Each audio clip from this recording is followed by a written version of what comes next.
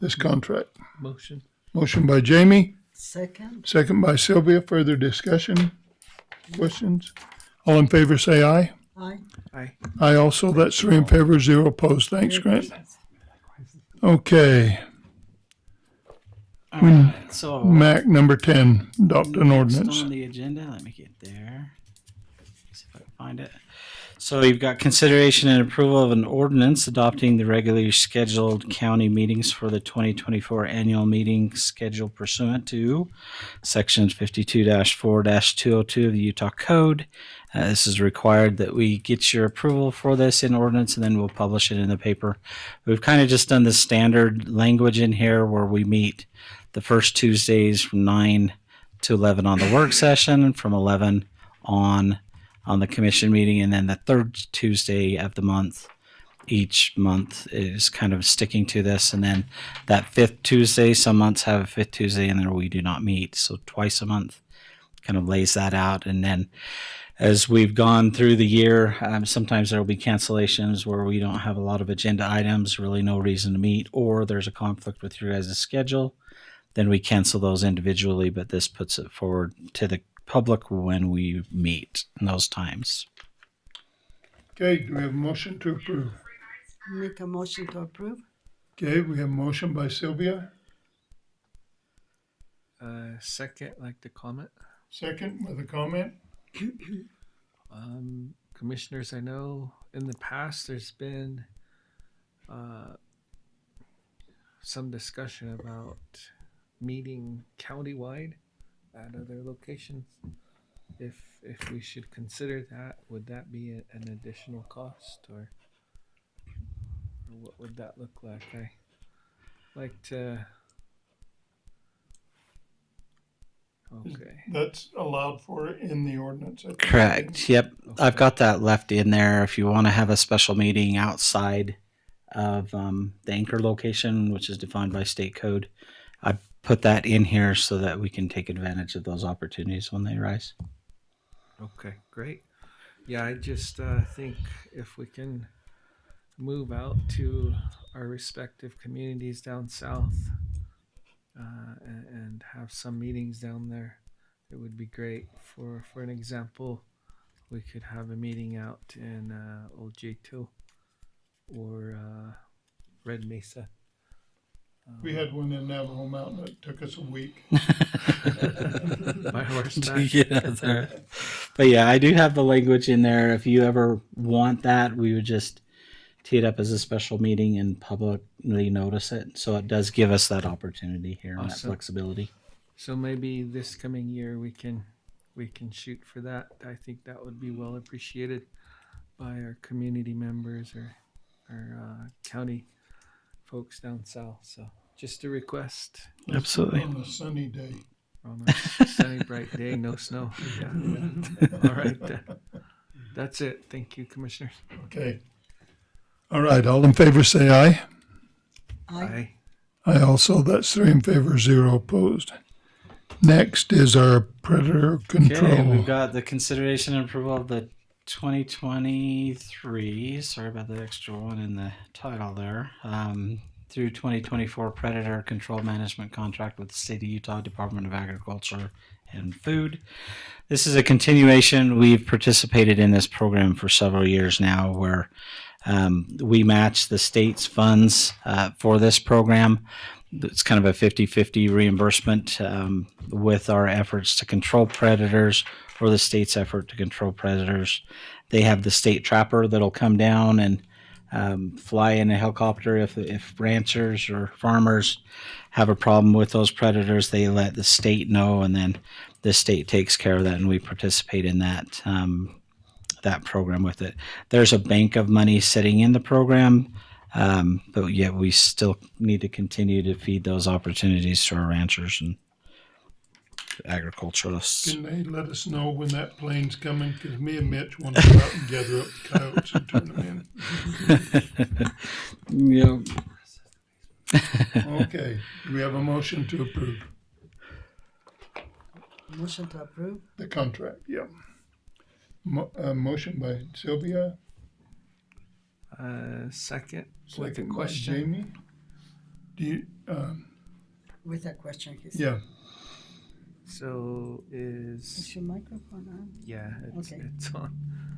What's that bird that stops, The sage. Gunnison sage grouse. It's the not. one- You Does, have to protect. That's them. does protected. the sage, Yeah. that's under the predator? Yeah, Yeah, that's a protected. well, the state protects all the predators to that. I mean, that bird, so they can go out and get the bird. Yeah, these are mainly for the coyotes that you see around here. I would imagine in the future will probably be wolves as well. With the release in Colorado, it'll be interesting to see that how that affects us here in Utah.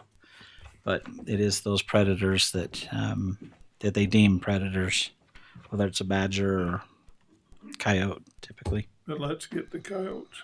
And the Okay. sheep. So. Okay. All right, all in favor say aye. Aye. Aye. Aye also, that's 3 in favor, 0 opposed. Okay, next, Mac, Let's see fire here. warden agreement. or do we have Okay, David? so we've got the consideration and approval of the 2024 Fire Warden Agreement establishing the fiscal year 2024 support budget between San Juan County and the Utah Division of Forest and Fire and State Lands. This is a continuation. This is a state mandated program that we have a state fire warden and that we pay for that state fire warden to be down here and his assistant. In there, we are able to offset some of the costs with the participation programs that we have on mitigation. And that's what Dave does with some of the part-time staff that we employ there, where they will go out and mitigate the fire if there's an overgrowth of brush or timber that's next to the property that could be in jeopardy of a fire that's on private lands. He goes through and with his team, they go through and chop that down, try to prevent the structure if there were a fire. A couple of years ago, they did a lot of this in Pack Creek, and we feel that had we not been in that area in the mitigation efforts that we did, the fire that we did have in Pack Creek would have been much worse, especially for the homes. In that fire, there were only a couple homes that were unrecoverable, and so a lot of those efforts are really preventative in nature, and we can use those efforts as an offset to this. Is overall the program cost, if we didn't have any of the participating program, it's an additional $6,636. There was an increase from last year, and that's kind of why you're seeing it again before you. Last year, our warden fee was the $4,646,000. In addition, with the assistant, $7,270. That request has gone up to $54,072 due to they put a capitalization or a cost, a capitalized increase in here. So the CPI based off of the CPI index in state code, that you always kind of had to keep bases with that and kind of, I don't know a better word, but force the counties to continue these increases every year if CPI increases as well. And so that's kind of where you see the increase is really predicated from that. The fire wardens, they went through last year and did a compensation study. So the previous year there was an increase. Now this year there's the additional increase based off of the CPI. But this is a program that we get to have in our budget. You okay with this, David? Yep. Any questions? And extra money sent to you? Yeah. Not to you, but, To your- all right. We have a motion to approve this contract. I'll make a motion to approve the Motion contract. by Sylvia, I'll second. second by Jamie. Further discussion? Seeing none, all in favor say aye. Aye. Aye. Aye also, that's 3 in favor, 0 opposed. Okay, next, Okay, the Mac. next one is consideration and approval of the 2024 Winter Response Agreement between San Juan County and the Utah Department of Workforce Services for $9,000. We had applied for this grant funding in lieu of the fact that in state code This 35A-16 Part 5 requires the county to have a winter response plan. Especially if you have homeless individuals in here, we had to either fund on our own or apply for funding from the state. So I applied for the funding. We were awarded that $9,000. We do have 2 sheltering programs here, and we're reaching out to them to make sure that they're aware. We have the St. Christopher's Mission that has sheltering there, as well as the domestic abuse shelter, Gentle Iron Hawk. It's in Blanding now and fully operational. And so the premise behind all of this is on a cold blue winter day, and there's an alert system that alerts us on cold blue winter days if there are freezing temperatures, and if the shelters are full, then we have resources available at the county level where we can take care of homeless individuals, house them in a hotel until that cold blue event is expired. Now in Monticello, cold blue can last a little, It's every day all winter. a little while.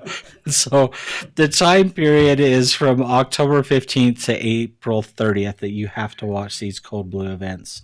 And literally Rosa and I get it, and Tammy is also on this, as we get the alerts when the next day is going to be a cold, freezing day. And then on here, we'll let the shelters know that we have these funds available. If they are maxed to capacity, these funds are available for See you those tomorrow for for those breakfast. individuals, so that they can then stay in a hotel during those cold blue days, nights. Good. So $9,000 is all we have. We really don't know the effect of it or how many people will come from this, but I'm hearing, at least like at our Gentle Iron Hawk, that they're full to capacity already and kind of struggling to find beds, and so it's just an opportunity for us to help out. So it's the premise behind the funding. There are a lot of policies and everything that we have to establish when we receive these awards, and so you'll see some policies and everything come before you that are really meant to be under our local homeless coordinating committee. So we'll stick them under there and treat that as a division of the county that kind of helps administer these funds through that process. Great. Do we have a motion to approve I'll make a motion. accepting the 9,000 in this agreement? Okay. I'll make a Sylvia motion. makes a motion, Second. second by Jamie. Further discussion or questions? No, I just want to make a comment. This morning I told myself they should never say how cold Monticello is, because I want people to think I've been prejudiced. But so glad you mentioned it, because then if I do, I don't have to feel like a... You are prejudiced. We know it. Anyway, so Your lips never So- freeze in blending, do they? no. Anyway, so I support this. I think Okay. it's nice to have. All in favor say aye. I Aye. Aye also. That's 3 in favor, 0 opposed. Okay, Mac, the happy time. happy times are here again. Yes, totally. So you have consideration and approval of the additional 2023 budget appropriation request. Budget increases may be funded by new revenues, state and local physical recovery funds, and or ARPA funds, or monies unspent in the prior year, which is the fund balances. So let me try to. We've provided those budget reports for your packet, and so you have those. And we placed them online yesterday as well. We'll place them on our website once we get to finalization. But let me get into Polaris and see if I can show you off of our system. It'll probably be easier to go through that. So this is kind of a direct mirror of what you see in your packets. It's just a little bit more within our system, kind of highlights overall kind of where we're ending at. And so budget revenue for 2023 was $18,513,211.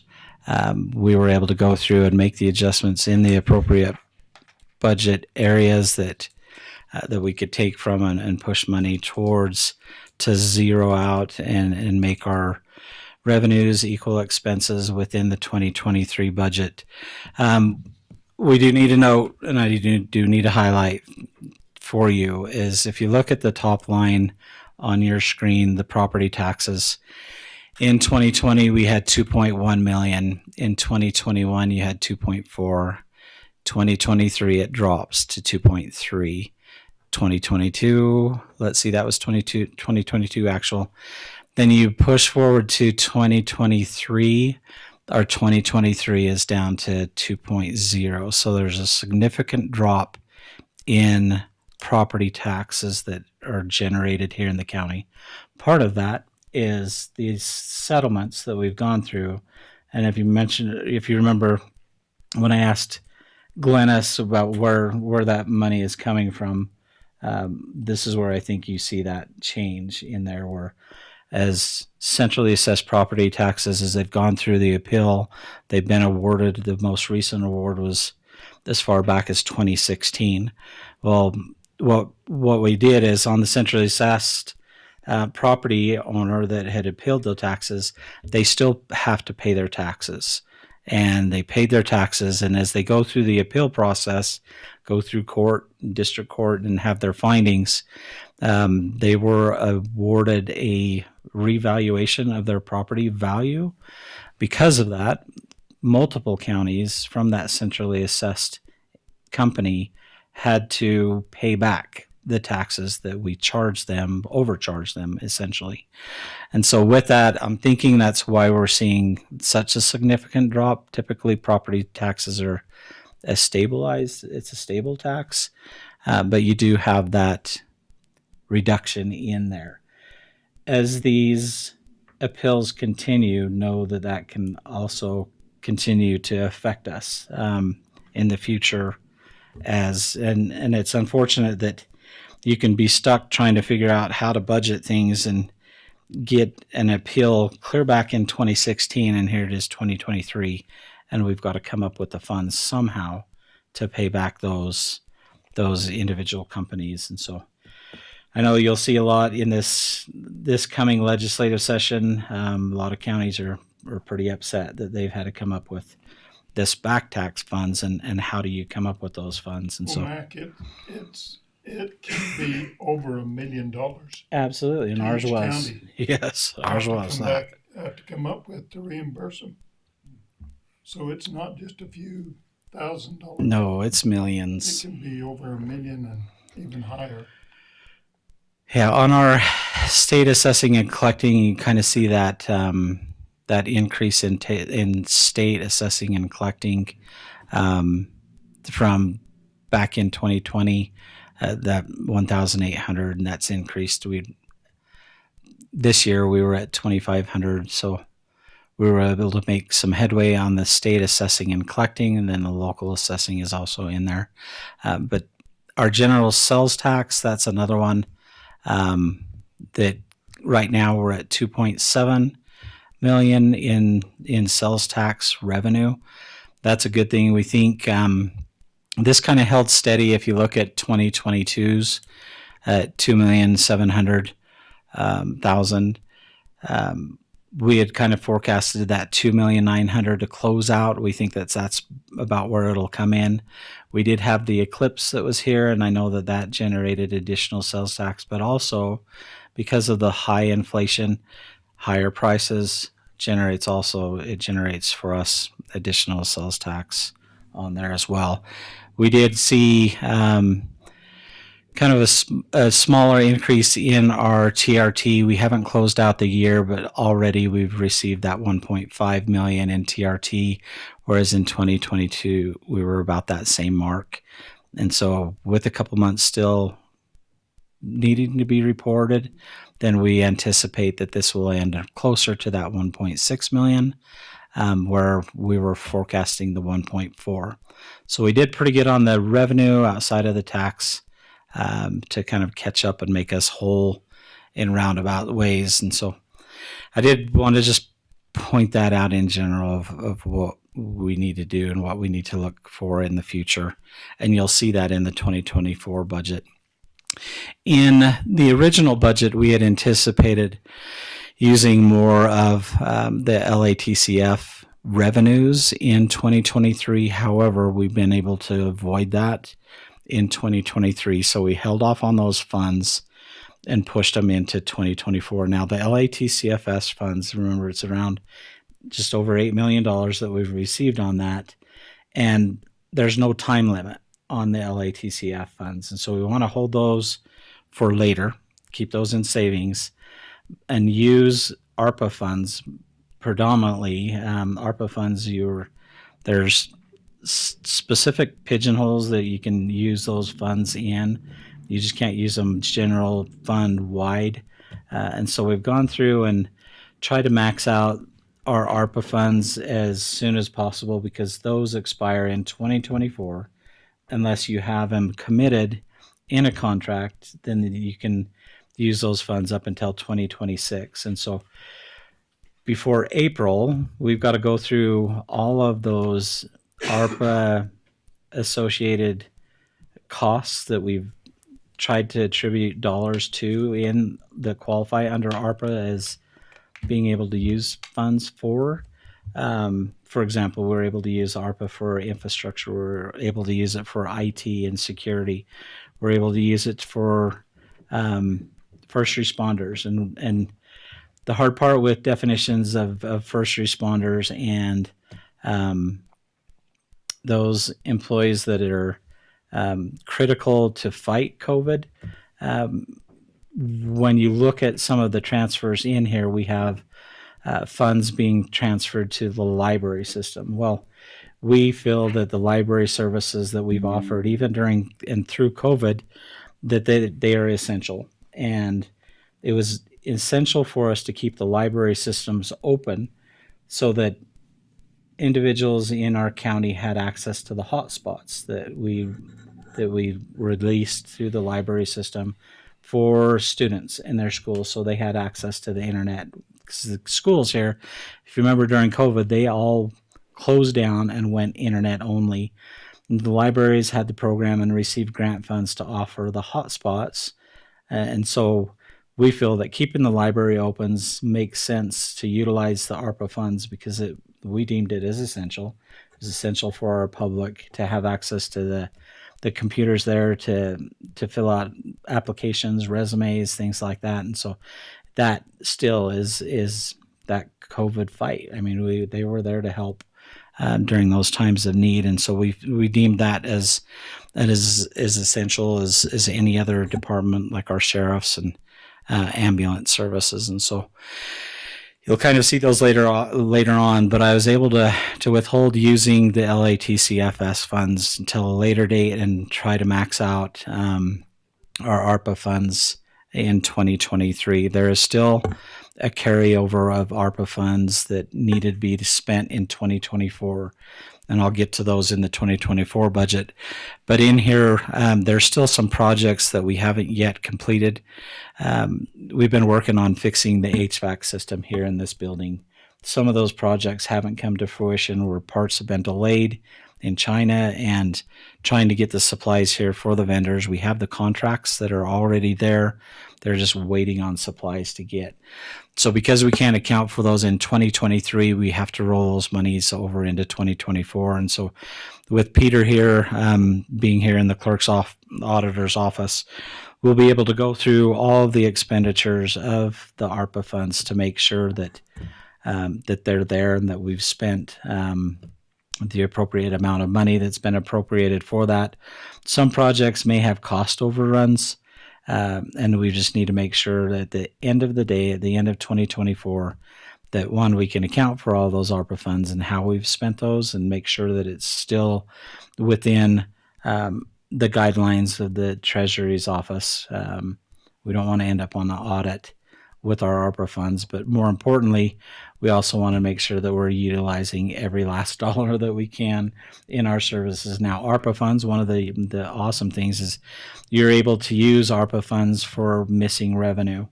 Well, as I went through earlier, we do have missing tax revenue that's in there. And can you attribute it to COVID? I don't know. But it just says that you can utilize those funds for missing revenue, and I have. And so know that that is in these budgets for the most part. Going through the 2023 closeout, we just went through the departments. No department is in a situation this year where they will have to report and receive an audit finding for overexpending their funds. And so hats off to our department heads for managing their budgets appropriately and spending within those funds that the commission has approved. And so we do want to extend our thanks to our department heads and directors, elected officials for staying within those budgets and keeping us whole so that we don't have any of those audit findings. We've tried to leave enough of the budget in here so that we didn't put any of those departments in jeopardy of utilizing all their funds. There's still expenses that are coming out of the budgets in 2023. And so what we have now is the balance on here, and there's still credit cards that need to be paid. There's still fuel receipts that need to be receipted in our system. So we've tried to leave as much as possible, reasonably possible, without giving departments this extra opportunity to have additional funds. And so we've gone through the departments, taken where we could, left them with your approved budgets, also where we felt it appropriate so that we didn't put them in jeopardy as departments. And so overall, I do need to point out in 2022, there was an excess of $1.2 million at the end of the day. And typically, we roll that excess and place it in the next year's budget, and we place it in, let's see, it is a revenue beginning fund balance to be appropriated. Last year, we had originally anticipated $199,000 being left over in the 2022 budget. You kind of see it on the 2022 budget column. So we had anticipated the 199. We ended up with 1.2 million remaining in funds from the 2022 budget. You typically we'll carry those over into 2023, but now we're into 2024. And so it's too late to carry those right into the 2024 budget, skipping 2023. And so we've placed the majority of that 1.2 in capital fund. And the reason that I stuck it in that capital funds, you're allowed to carry funds over. In our general fund, we're not. We can't have a surplus. If you have too much of a surplus in your general fund, the state frowns on it, but then also taxpayers are, well, what are you doing? Part of that 1.2 million, like I explained earlier, with the ARPA funds that we've allocated through here that haven't been able to be spent in that year, are in this amount as well. And so that's why I placed it in the capital fund. And then as we go through and account for everything that we've spent in ARPA, I'll be able to go through and reduce that amount of what was actual realized, what projects are still outstanding that are committed, and kind of go through and see how true that 1.2 is according to the ARPA fund allocations that have been made through here. So, for example, from in the IT budget, we had allocated 100,000 in here for IT, and we used ARPA funds at 100,000. Well, we haven't spent all 100,000 of those funds, and so we need to just make sure that we have a true accounting on where we're at with ARPA. And so I pushed those into our capital fund as a hold over place. I'm hoping that at the end of the day, as it all trickles down, that there's some remaining capital funds. There's still capital needs that we have in our buildings that don't fit the ARPA criteria. And so we can't just go put a roof like on some of our fairground buildings that are leaking and have leaked for years because it doesn't qualify as an expenditure under ARPA.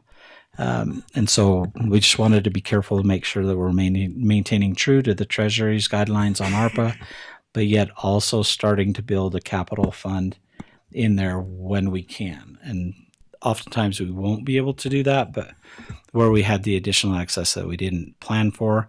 These were journal entries that were made with our audit team. I had a question to the clerk auditor's office. They had a question as well as, is this true? And as we went through and depreciated our assets, as the assets get older, you have less and less depreciation. So some of that is made through the journal entries as our audit team had gone through and advised us here, you need to make these journal entry corrections.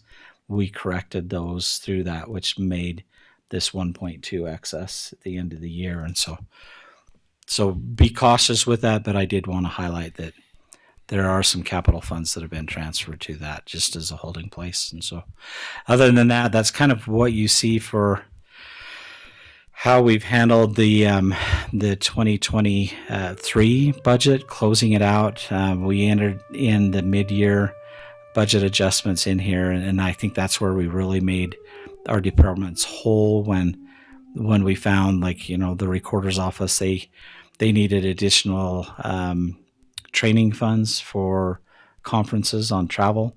And so we upped them during mid-year and were able to catch them up. And so we just kind of held true to everything that was approved in there. So nothing outlandish other than the utilization of more ARPA funds where we could, so that we don't get into a situation where we have to turn back ARPA funds at the end of the year.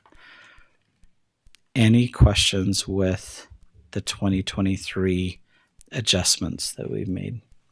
So you talked about the 1.2 million going into the capital improvement fund, and then you said also there were some other funds in about the same amount.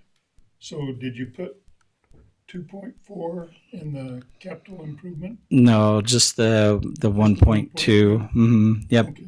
And then what we tried to do is I tried to hold off on the LATCF funds right. as much as possible. Yeah. And so, for example, in 2023, let me go to the library fund. So in 2023, we had originally anticipated, some of these headings are a little bit crazy. We had originally anticipated bringing in 173,000 of LATCF funds to make the library whole. After they've gone through their budget, and we try to be conservative on the reductions in expenditures with them, we only had to use $15,000 to supplant them. And it was similar situation in our ambulance with the EMS. In our EMS budget coming in here, we had anticipated originally $482,275. At the end of the day, we were only had to transfer the $299,435. Now, the expenditure for first response is allowed under ARPA, and it qualifies. And so we were able to make the library whole. We were able to make the ambulance whole under utilizing the ARPA funds, and, like, again, pushing out the LATCF funds until later. And so both of those had a reduction in the overall transfer that we had to make out of general funds to these accounts. And so some of the excess went for that reduction and more utilization of the ARPA funds in 2023. I just want to make a comment about the libraries when we talk about the use of computers. Those are more in the areas in the southern part of the county where children do not have the ability to access internet in their homes. So those, during the COVID, those computers were very valuable for the children to be able to, and even a non-COVID time where they can go do homework and be able to have access to the computers. So I think that was a well use. I think so too. It fits, and I think in some areas, as you looked at using ARPA funds for library services, it doesn't fit. But here in our county, absolutely, it was critical that we remained open for those services for our kids, for our citizens, and those were essential. They weren't directly handing out, COVID tests and checking for COVID, but they were certainly impacted and were present during COVID to make sure our services were open and available. And they were heavily utilized as well. Mm-hmm.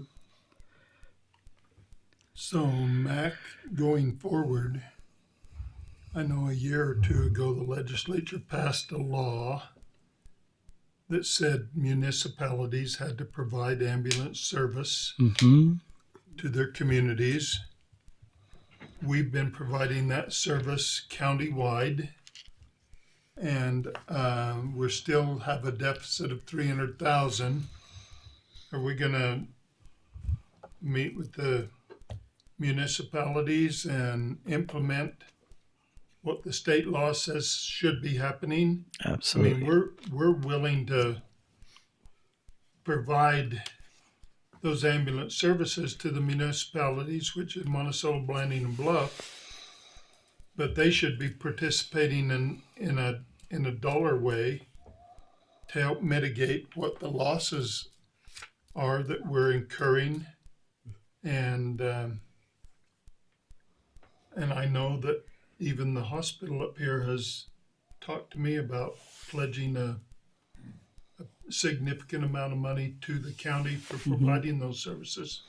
Yeah, I had hoped and I had you pass a resolution last year to hopefully try to get all this settled by June, July timeframe, but things got off track here in the county for that. And so I did ask the director to establish meetings. We're still working on that to where we can reach out to our cities. I spoke to one of the cities here most recently about the possibility of fire, along with the discussion of ambulance at a lower level, and we'll continue that here this next year so that we can settle that. Well, I know the new EMS director in the state level, Darren Bushman, Yes, has offered to come down and facilitate a meeting absolutely. between the municipalities and the county and kind of explain what the law is and how it should be administered. So Yeah, I think we ought to plan for that. I think we have to, and you'll see it in 2024 that as I go into the 2024 budget, I will highlight why. And I think is, and I have volunteered to go, and you have volunteered also to accompany the director and go and visit the communities, because it's an off balance, a very obvious off balance on some cities that contribute and cities that do not contribute. And sometimes it's hard because as I visit with some of the members of the ambulance department, I just happened to be at the marathon watching. It was cold, so somebody was parked, and I just visited.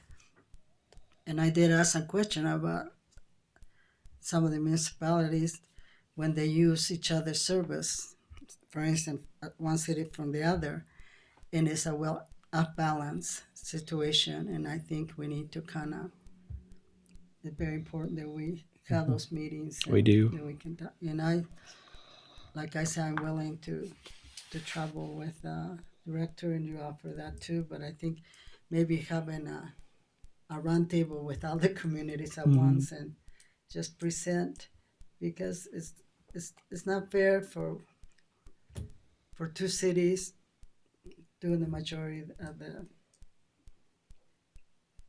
contribution, whatever. Yep. So Well, I think UNHS handles ambulance service on the also reservation, don't they? Montezuma Creek. Mm-hmm. they do that, but we do. They've been helping out in Bluff. Mm-hmm. Yep. So we started down that path of exploring it, putting together all of the contracts that we have, and where state code requires this 911 ambulance response. So it's a requirement. It's a requirement of the local level first. And so, And I think that I know they're having hard time finding volunteers, but with the new, they had that one program where somebody can volunteer for the ambulance, and they get full benefit insurance, free. So somebody that may be retired and doesn't have insurance could participate, and that's something we need to promote and investigate a little bit more to see how it works and promote. They don't have to work full time; they can just do part time or just give them an incentive. And Yep. it's a really good incentive. They get the same insurance that we get. you know, Yes, and absolutely. So, Yep. so I think there's things that we can. I had to investigate more to know how the insurance works, so that I can, when I talk to people, I can promote and. Yeah, it's absolutely free. It's funded by the state through their program. UAC did a great job of going to bat for first responders on the And it's mental a whole. health. It's for And the individual and the family. yes, absolutely. Yep. And so it's a Yeah, good so it's a thing. good And so, program. anyway, so Yeah, and I think there's some other opportunities for incentives similar to that need to be explored. I know that as they went through the audit, and I think if you remember back to the audit that they had received for our EMS services, one of the things they recommended is more of a transport and a transport team. Well, as we spoke to Darren, a lot of the counties are purchasing a transport vehicle, so they're not taking an actual ambulance to do the transport. They're taking like the Amazon truck, that's less equipped but easier on the gas mileage, easier to transport. There's definitely opportunities that we were looking at with that, and so one thing, Elaine is going to start a podcast program again for the county citizen, and I think things like that, like the insurance, different things we can promote that they can get to the community, and they can start taking advantage, and it may benefit that. So I feel like this year we have accomplished lots of things, and this is a good thing for us to put on top of our agenda to for 2024, I agree. work on this. Yep. the ambulance. It's there. Okay, let's see. I do want to highlight one thing as you brought it up, is our insurance. Now, each of the funds are now paying for their pro rata share of the insurance. This year's kind of an oddity. So when we went through and moved to PHP from Blue Cross Blue Shield, there were savings that were recognized for that move. However, in this year, if you look at our health insurance costs on here, we had kind of forecasted it ending up at just over $2 million. So if you look at the previous years, in 2023, we were at 1.3. 2022, we're at 1.4. And then coming into 2023, so far we've spent 1.9. Now I want to point that out because what it looks like, just bare bones, looking at the numbers, that our insurance costs have actually increased. They have not. So when you change carriers like we did, you have old claims that are still with the previous carrier that haven't been settled. So there are still bills that we receive for Blue Cross Blue Shield, even up to this month, that we have to pay on old claims. And so there's essentially two insurance companies in this cost. So as we changed to PHP, we were paying PHP present, but we're also paying past Blue Cross Blue Shields. And so next year, you'll start to see Blue Cross go away and predominantly PHP being in that budget. And so we had to make them whole on the carryover. Well, that's what they call the carryover from old claims. And then next year, you'll start to see the savings in there, and you'll see the reduction in cost. Out of this amount, we also had to pay our consultant, GBS. A portion of these funds went to GBS as the consultant fee. That's now tied into the PHP company, so we no longer incur consultant costs. It's probably a smart move for the insurance companies to do that, because for them, if I were their CEO, I'd be like, okay, yeah, we want the consultant to be under us because you don't bite the hand that feeds you.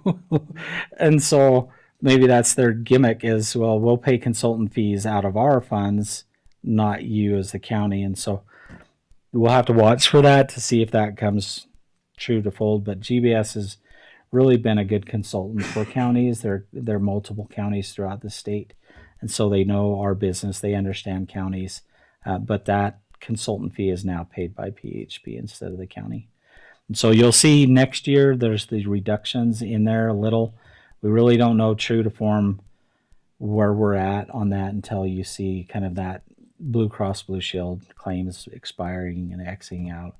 If they've got an individual that was on Blue Cross Blue Shield, say an infant that continued to have care, had a lot of claims, and those claims are being evaluated and adjusted, and those doctors are still billing to that infant under Blue Cross Blue Shield, that's what you're seeing it wrapped up into these funds. And so wanted to highlight that so that if there's ever a question, well, it didn't save us by switching to companies. Well, it does, but in this first year, you have carryover. Any questions on 2023? If not, I need a motion and an approval for that finalization, and then Okay, do we have a motion? I'll make a motion. This is a motion to approve the final budget for 2023. We have a second. I'll second. Second by Jamie. Any further discussion or questions? I just have a question on a couple of things. Well, I'll keep mine short. In regards to the employee insurance, now that we're on PEHP, when is the time for reapproving that contract? Is it an annual? it was a 4-year contract with PHP. And then when will we revisit that contract? When on the expiration, we could revisit it any time if we don't have the funds to be able to fund it. But when we went through the change, so in previous years with the county here, they had switched to another provider outside of Blue Cross Blue Shield. So they made the switch to the carrier, and then all of a sudden it's so expensive that okay, plus the services were less. And so because of that, the county shifted back to Blue Cross Blue Shield. So now, fast forward a couple of years later, as we made this change, if we were to migrate back to Blue Cross Blue Shield, just a knee-jerk reaction going backwards, that would send out red flags to these other carriers. So when you go to negotiate prices, and we negotiate costs on an annual basis with carriers, with vision, dental, that's an annual negotiation that takes place through GBS. As we bring those negotiations fast forward to you, they're pretty much what we're doing is fixing really our vision and dental, because we can go different carriers for a vision and dental plan. But what they said is if you continue to switch, you become a high volatile entity, and you will not get the good prices. You will not get the savings that you're looking for. So they're like, stay with it for a little while, and then if you don't like it, then make the switch. And so that would be my recommendation, is hold for a second. Let's see if they realize savings. But also, we've been in negotiation with Blue Cross and Blue Shield, and I don't know if our HR director has sent it out yet, but they were able to go to bat for us as they heard our employee concerns about PHB only being a Utah provider, and Arizona, New Mexico, Colorado really didn't recognize PHP as a provider. They've gone to bat as PHP. Their CEO had heard that those complaints from us. They were able to negotiate deals with Colorado, Arizona, New Mexico to allow for PHP to be an insurance provider in those states. And so we'll send out that email to our employees, recognizing the fact that they're opening up because of San Juan County. Because if you look at the school district, several of the municipalities are also on PHP. They were able to go to bat and say, hey, we've got citizens here that go to Cortez to the doctor, and we want to make sure that PHP is an allowable insurance in those states. They've been able to do that. And so now we can cross the border and get more providers on there, but employees will still have to work with PHP to try to get entities that don't sign up to PHP on that. So it's ultimately a doctor's choice which insurance providers they're willing to take, but they were able to at least break that barrier of Utah and allow these other state participants with PHP. So we're heading down the right road with PHP for that allowance, because we do have a lot of employees that go to Cortez, Durango, for the doctor, for IMED, things like that. And so this will kind of broaden PHP's coverage area for us.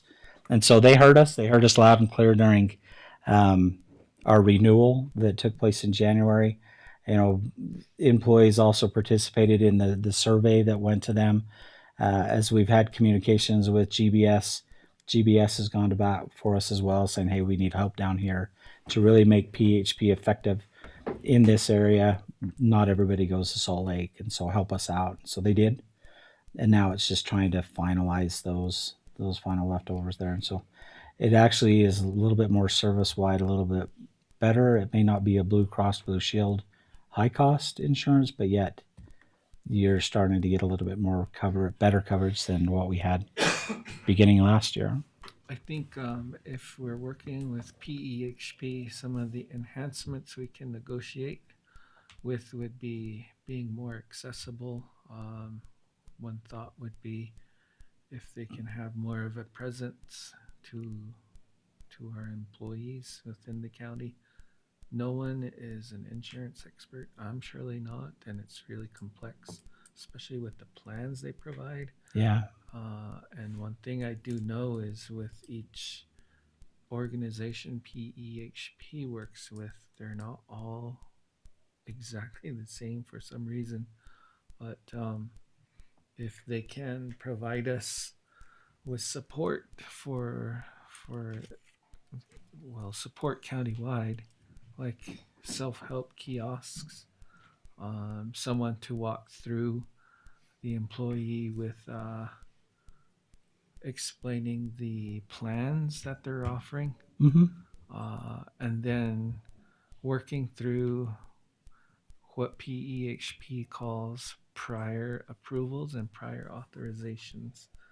I know a lot of the work PEHP does is online. Mm-hmm. And, They do. and it's probably better if they could support in being here to where someone is available online and through computer to walk through all of the different forms and processes that they have, as opposed to being so disconnected. You know, even with a phone call, it's really hard because you're bouncing. Yeah. Yep. But at least if there's that component where, you know, they support us with self-help kiosks, they're available to the employees here, and they're providing that education. And I think that would be something we can work on. Maybe if it's in contract, then maybe we need to work on specifying that and spelling that out through our contract. Yeah. Yep. And annual, semi-annual visits by representatives from. So they do come down on an annual basis and go through everything, and that's on you know, those specific days in January is typically, or no, it was before January. I think this year it was in November when we had them down here, and they go through all of the benefits and what's available through the program. But also now that we do have the HR director, she's also tasked with that and kind of mitigating. And so she will work with employees if they have concerns and kind of can be that conduit up to GBS. We probably in communication with GBS weekly on issues and concerns, and they feed into PHP as well, our concerns. And so if employees do have concerns or problems, questions, talk to Crystal, and she can help kind of go through that and mitigate. That's kind of her role, as to be that liaison for the county between GBS and PHP. And she does that typically even on new enrollment for the next year. There's some employees that just don't understand the employee navigator system, which we have, and that's an online check thing. But she's had employees come in and say, I still don't understand. Will you help me? She sits down with each individual employee and explains what is available, what their options are, and kind of gives a little bit one-on-one Especially tutorial with it. working through denials. Yep. Yes. And, Yeah. and that's Yeah. the biggest piece, I think. But if we have that support from PEHP to the county employees, I think that would be important. So, Yeah. Yep. Because don't know if it- otherwise it's on your own kind of a thing. Mm-hmm. And that's just, It's hard. it's hard. Mm-hmm. So, It is hard. Thank you, commissioners. And I don't know if we were with PHP for over 20 years at the College of Eastern Utah and then USU. So I don't know if they had different programs, but for us it was a really good insurance.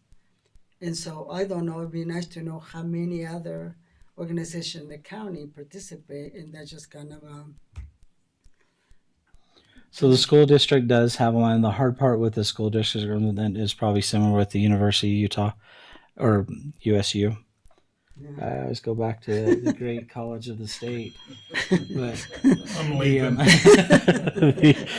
but we should in have that this story. Talking about the University of Utah. I'll go outside. but in that discussion with them, they recognize that the schools negotiate like a different level of PHP. Yeah. And so we've been checking, okay, what's our level compared to their level? Because citizenry wise, we're kind of on the same system, Monticello City. I believe Blanding is as well. But we've asked that same question to make sure we're on par, because we don't want to have employees versus other district employees saying, well, I get this, why didn't they cover that? We didn't want to have ambiguity between the systems here. And so PHB has been pretty good to work with on those aspects, at least on the staff level. Their website is a little bit harder to navigate, and I've heard that same comment is you call up and you really don't get customer service. When there's been extraneous circumstances from our employees, if they're not getting the answers, they're not getting coverage that they need, once they let us know in here as an administrative staff, then we can reach up to GBS and have that consultant kind of go to bat for us and answer the questions that we can't answer at a local level. And so that's probably the best part about having the consultant, is they can explain to us. They meet with us on a quarterly basis. You're more than welcome to attend that and ask them any questions, because they come back. We receive the reports that is taking place. Like I can't tell you in a public meeting, but I can tell you, which pharmaceuticals are high cost to the county. And for example, that when you had set in and were recognized as a county as being a high diabetes county with the AG, Reyes, and when he announced his lawsuit, diabetes and the pharmaceuticals and the specific medication that doctors are requiring patients to sign up for, we get a record of those high costs, and we're trying to mitigate. Okay, are there generic drugs that can be utilized instead of this one that's being prescribed? So our consultants take a look at all of that. We look at any new cases that have come into the system that are kind of deemed a high risk to the county and evaluate those. Are there other opportunities that we can look at from a medical standpoint of the care? Or a lot of it is just making sure that we're aware that we're going to start getting higher costs for certain individuals and their health care treatment. If an individual gets cancer, then that changes our rate as well, because then it's a higher risk medical than just a regular, I'm going to the doctor for a checkup medical. And so we get those reports on a quarterly basis. They come through and review them with us, give us a heads up. They track on an annual basis kind of our overall utilization of insurance, and they give us those reports of where we're being utilized. So a prime example is when every year as these pharmaceutical and medical companies set their rates that we're kind of subject to, they go through and look at kind of if we're a high risk, high volatile entity to insure. And if we are a high risk, high volatile entity, then they increase the rates. Well, San Juan County, even through COVID, we've been a lower risk, low volatility entity, but we always track that number to make sure that we try to stay consistent with our insurance. If we start to get a sense that our insurance is starting to be a little bit higher risk, higher volatility, and our rates increase, then we need to make the budget adjustments to compensate for that, because we're still kind of a heavy taxpayer cost for our insurance programs, where we take a little from the employees but more from taxpayers to pay for our insurance. So we still monitor the volatility rate just to make sure that we're aware of the situation and what the insurance companies are seeing, the insurance providers are seeing. And so we can definitely invite you in on those meetings. It's pretty eye-opening behind the scenes of what's taking place with our insurance program, and what all they're covering, what pharmaceuticals. There's a big effort here. There's a specific drug that's costing us a lot of money that's meant for diabetics, but yet doctors are now prescribing it for weight loss.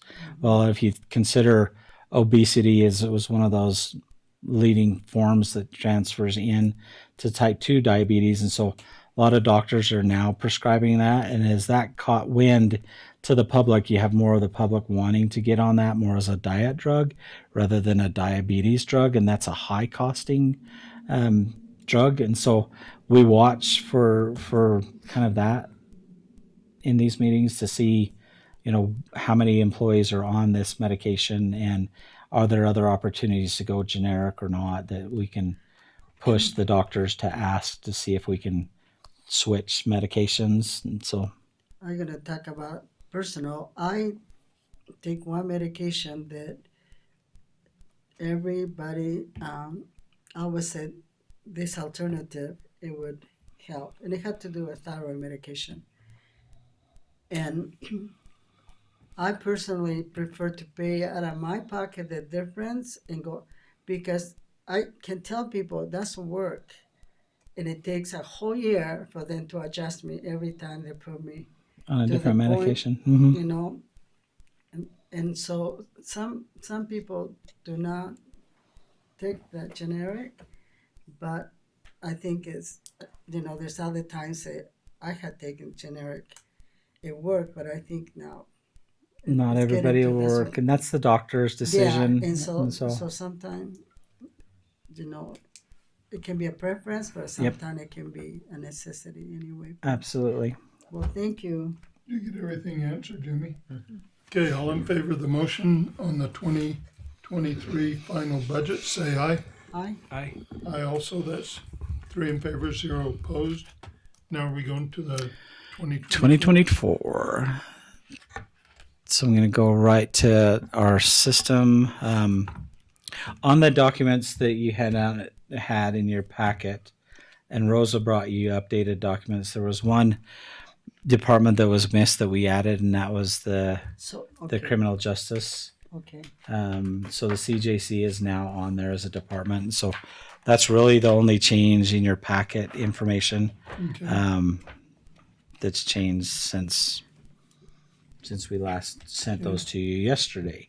And so for some reason our system didn't catch it. It has the ability to go in and you can take out all of the line items that have 0. Well, because the CJC is now a new department, new entity for the county, it took it out with all the zeros in there because it didn't have any expenses to it in previous years. And so where that's new, you should have it now. It's on my screen as well, being in there, and we can go over that.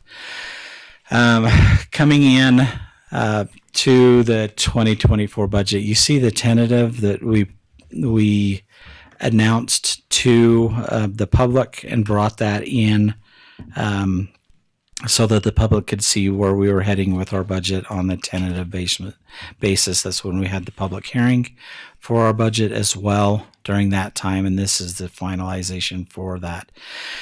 At the time, I had mentioned that, hey, I'm out $4 million, and we need to figure out how to get $4 million out of our budget and go through and make the adjustments for that. And so you kind of see that in our revenue here. Depending on what appeals come in, I placed our property taxes at $2.3 million, hoping that kind of consistency comes back. but it all really is triggered on these appeals, these tax appeals that come forward, and they're still in negotiation with some of the centrally assessed, ranging from, I believe it's 2017 on to 2023, where the 2016 changed the value and we had to pay back. We're hoping that that doesn't continue forward, but it may. And if that's the case, we may not get that 2.3 coming in for property tax on there, which is pretty scary. Overall, trying to figure out how best to present this. When you look at our ARPA funds, I have 1.1 million coming in of ARPA funds. I'm also starting to use LATC funds to make us balance. It's required by law that we present to you a balanced budget, which we have. But I've had to use 1.4 million of LATCF funds to make us whole in 2024, because I also have this 1.1 million of ARPA funds in there. Our budgets in some departments are overinflated and not normalized expenditures. Because we wanted to utilize all of our ARPA funds, we had specific requests like the sheriff's office. Well, they wanted more bullets. They wanted replacement of the car cameras, the cameras that are within the dash cams, is what the correct term. This last year, we were able to get the bulletproof vest, and so those can be utilized under ARPA funds, and so we wanted to continue to purchase those things that on a normal budget we wouldn't be able to purchase, even though we have to. And that's why they have such a high budget expenditure. In part, yes. And so, and I'll go through theirs. In part, it is that. And so there is just that we're introducing LATCFS officially as expenditures, and you'll see those in the budgets throughout the county as being utilized more than we have before. This officially will be the first year that we've had to use those funds, and we've had them now for 2 years. And so there's some interest that's being collected on those in a special revenue fund that we have those collected in. We try to remain conservative on the federal funds that we receive throughout the system, but there are some increases year over year that is in there. So if you look at total government revenue line item here in 2023, if you look at 2023 actual, we're at a negative standpoint. Part of it is we haven't entered in the tax up at the top or the state assessing up at the top, and so it's throwing those numbers off. This is an entry that needs to be made by our treasury office to get those to go away. But in 2023, the budget that you approved is this final budget approval, and so try to ignore the 2023 actual as much as you can. 2023 actual, we went through and kind of forecasted those areas that we could forecast. For example, salaries, things like that. We can forecast through to the end of the year to try to keep some budget in there. I had the clerk auditor's office go through the salaries and give me a true picture of what salaries are based off of hourly wage instead of a forecast on there. And so salaries have been adjusted to normalize and really reflect the hourly rate rather than this kind of convoluted projection that we've typically used in the past. In our budgets, what you don't see is an overtime, and we've continued to tell departments that, do not use overtime unless you absolutely have to. There's specific departments that are allowed overtime just by the nature of the department, like road department. Road department, they will come in and work 40 hours, and then all of a sudden it'll snow, and you've got to pay them overtime, comp time for snow time. And similar with our sheriffs, they get called out, shots fired, all deputies respond type thing. We've got to pay for the overtime for those However, we also have to monitor it on the other end.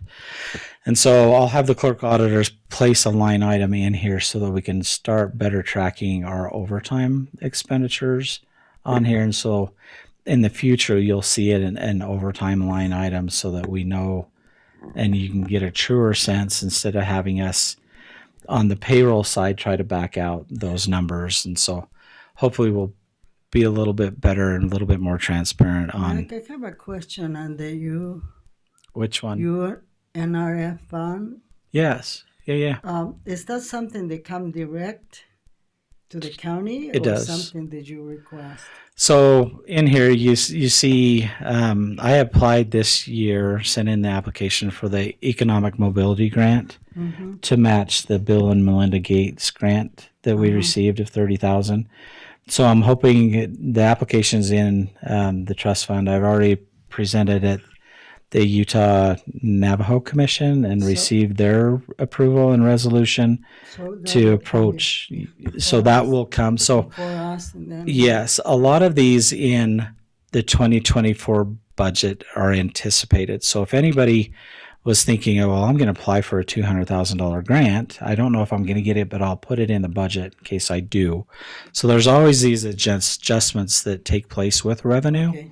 And that was one of them that I added on here. Okay. In the past, we had a grant from the NRF to fund patrolling of the Navajo Nation by the sheriff's office, and so we had them fund leased vehicles. Well, that's expired. We also continue to have funds that have been granted to the county for the Navajo mountain spring water system. That's still in here, but yet we're stuck at the Navajo Nation trying to get clearance Yeah. and the rights to implement that. And so I didn't anticipate that. It hadn't come in this year for an expenditure. Typically there's Jones and DeMille fees in here that come with trying to get the Navajo Nation and engineering this and designing the system. I didn't place that in here. If Jones and DeMille does work, I'll have to update this revenue amount. The money's sitting in the trust fund until we request reimbursement for those I have funds. a question regarding the Navajo Mountain Senior Center place. We discovered there were some funds in the Utah NRF that they control toward that project, and there was some question about the county, and so I'll have to visit with you about that. Yeah. What was the agreement? Because the county was a partner on those funds, but right now it's under the UNR. Okay, it's in their budget. Still has it in the account. Okay. And if I recall, I don't know if the Commissioner Hart remember, it seemed like it's like $160,000 Okay. for a project that had never started, but I'm in the process of trying to find out, because if we still partner with that project, it'll be something that we can start with the approval of the chapter, without going through the tribe to do it. But that's That would be nice. Yeah, if there's money sitting there, it doesn't show on our grant award system And that so- there's money but I don't know available if- there, but it may be for But I don't know. all of our time. It had to be an agreement somewhere with, I don't know if it was the use of equipment. I don't know what it was, but Okay. we need to revisit that. Okay. Thank you. Yeah, we'll look at that. Let me know if you have information on it. Yeah. Let me know and we can work with that. So continuing forward down here, you kind of see the ARPA transfers. I took the 1.2 million, like I'd mentioned, off of that final. We couldn't carry it forward into 2024 as we made the adjustment in 2022 revenue for 2023. And so beginning fund balance to be appropriated, we've got only $218,000 in total contribution, but it's contribution of other funds that are coming in. It's not a beginning fund balance to be appropriated. Where we're using our ARPA funds and our LAT-CFS funds to make us whole. There was no beginning fund balance that we could move forward to this year. There are kind of increases as we've watched your trend, even on yours as commissioners. You guys, you're busy, and it's something I'm grateful for. You know, as commissioners, 3 commissioners being super busy, adds a lot of work to my plate, but it shows that you guys are doing your job, and that's what I appreciate. And so in the past, we really had one commissioner that would attend most meetings and travel. I would go along with them, but now with 3 commissioners, you see the adjustments for travel expense in here. Gas, oil, and grease expense has gone up, obviously, but everything else has tended to remain the same. So we'll watch that. And just again, with the 2024 budget, this approval that you're making today sets you a balanced budget. And then next year we can make the adjustments as they come. Most of that, you kind of see that trending throughout as, okay, where did we end up on travel expenses, office expenses? In the administrative wage on here, you do have our executive assistant now in this fund. And so that's why you see the salaries and wages increase in here to make sure that we're paying Rosa. So she likes to get paid. So you see that, and that was a modification and change that we made last year. Overall, I'm only recommending 2 new employees. One for the CJC in our budget, that director that we've been recruiting for.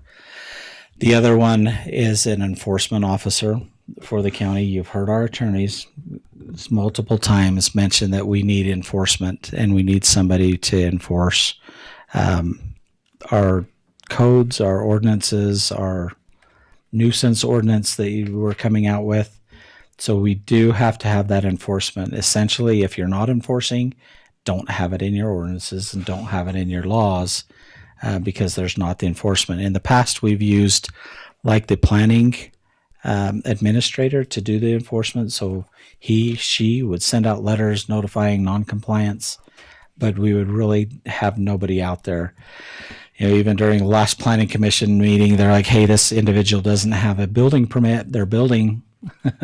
Well, we need somebody to go out and look at those and say, okay, what do we need to do from the cease and desist standpoint, work with our attorneys to get better enforcement. So those are the only 2 employees that we have in our budget. It's anticipated being new. The sheriff did request that he have an additional employee for coordination with the school district on their safety prevention, active shooter prevention programs, and design of the changes that are taking place.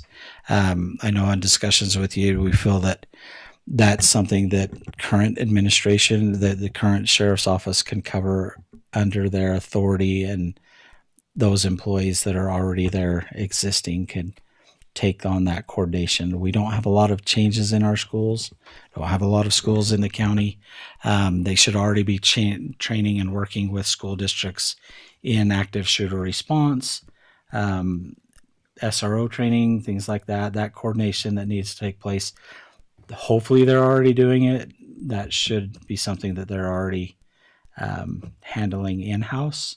So we didn't feel that it was a need to have a new employee specifically designed for that service here.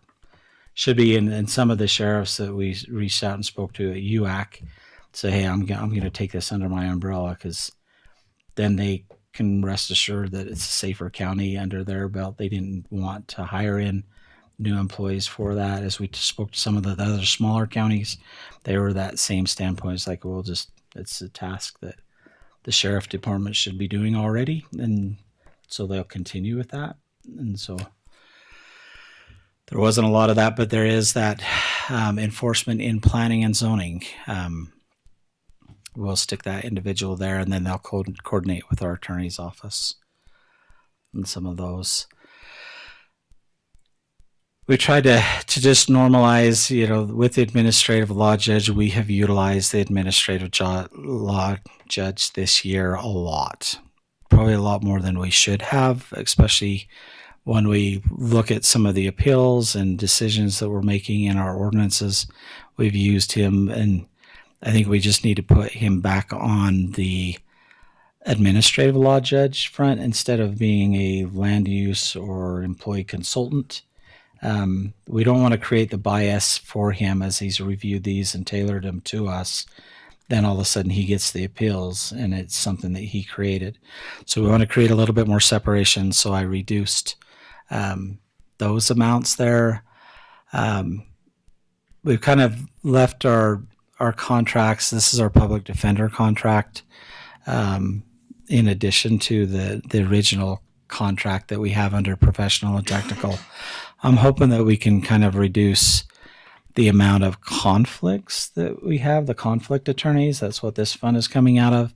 That's a high cost for us in general. And hopefully you've heard me when we argue at the state and UAC that we are mandated by state law to offer public defense. And there are a lot of appeals with public defenders.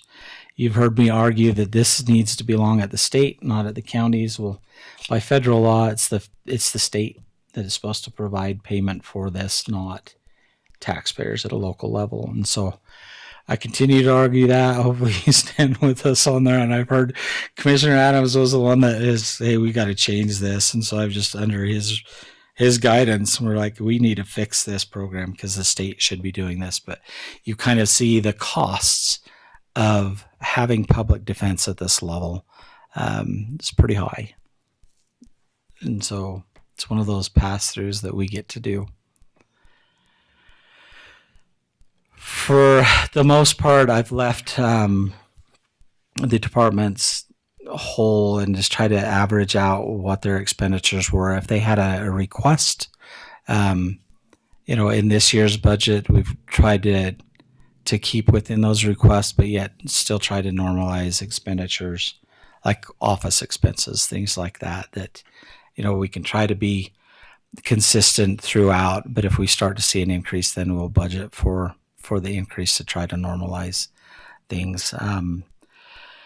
In here, you see the projects that we've added in non-departmental. This is typically what isn't really assigned to a department, but it's something countywide that we have to provide funds for. And so you see typically our memberships on here. So UAC, Southeastern Utah, Canyon Country, Indigent Defense, NACO dues. That's in the non-departmental. Non-departmental also has fleet that are associated with it. And so if there's a blown tire and we need to replace tires on this fleet vehicle, they come in as non-departmental. And so we take care of the fleet in here. If we have studies that were out there that required funding, then we put that professional technical. If I do a study that's kind of county-wide, then we place those budgets and those funds in non-departmental. We pay for some of the copy machines that aren't really associated with a department in here. So for example, HR copy machine, we just entered into a lease with HR on their copy machine. She does service for all of the departments throughout the county. And so it made sense for her copy machine and lease to be attributed to non-departmental where it's countywide. And so those are the typical expenditures that you see in there. In IT, I did want to highlight the continued utilization of ARPA funds. I asked the department heads to get me a kind of a visual on what it looks like with their computers.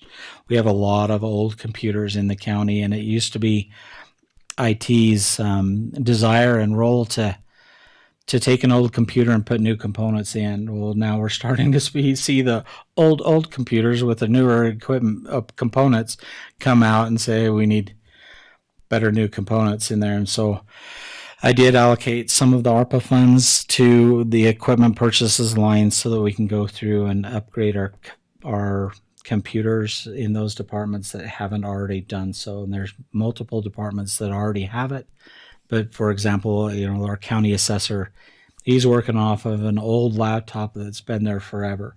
He doesn't have a desktop computer, things like that. And so we need to go through and get those newer computers updated. With newer computers comes newer software, newer antivireware that we can protect against ransomware, which is an ARPA fund protected expenditure. And so you have kind of these high dollar amounts in there. And that's why I mentioned this isn't a normalized budget across the board, because we have ARPA expenditures that overinflate it. We'll continue with in IT. I have the part-time, you've seen Freddie come in here.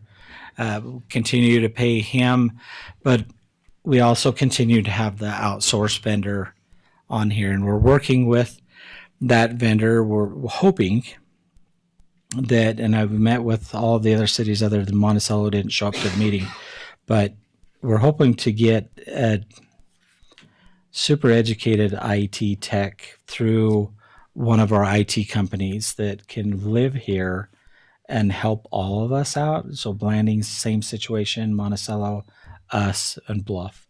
So if we can get all of us together and there's the potential to expand into with our substance abuse and mental health, go into San Juan Counseling. They've got IT. Health District has IT. Well, if we can get all of us to come together and pool our resources and have a super smart, geeky IT person here, then hopefully we can go that direction and then have that be an employee of our outsourced vendor. Part of the problems with outsourcing is there's nobody local here that can do it. And with the outsourcing and having us come together and be able to pay for somebody local that resides here, then they can service us with a team that's bigger behind the scenes, which is kind of how we're working it now. We have Fred part-time. We've got the bigger company behind him helping him, but you have to always have somebody boots on ground to help. And so we're hoping to go that direction with that. And so you still see the budgeting of that in the maintenance contracts for IT. And so we're hoping that we can get that finalized. We've had the first initial meeting with the cities and one entity. We'll meet with another entity and try to help paint that picture so that we can get a pretty good proposal from these individuals to continue a much better contract for IT services. Maintenance, there are some maintenance requests, and maintenance is one of those things that we can fund out of ARPA if it makes sense. So we've carried over the building improvements out of the tentative budget, put them in capital where they should be for capital projects. So like the HVAC system here, if we can get that fixed and use ARPA funds for that, then that will come out of the capitalized account for this service. And so hoping that it will kind of help clean up the muddiness in our accounting and our budgets, but yet be able to utilize those ARPA funds for that. So try to stay within the request of maintenance.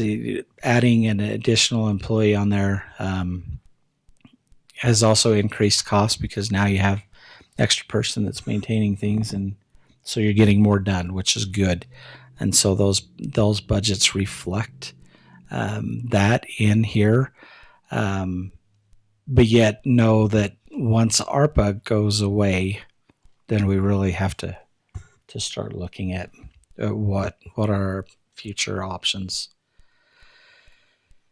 Kind of stayed consistent with the minor increases in economic development, visitor services.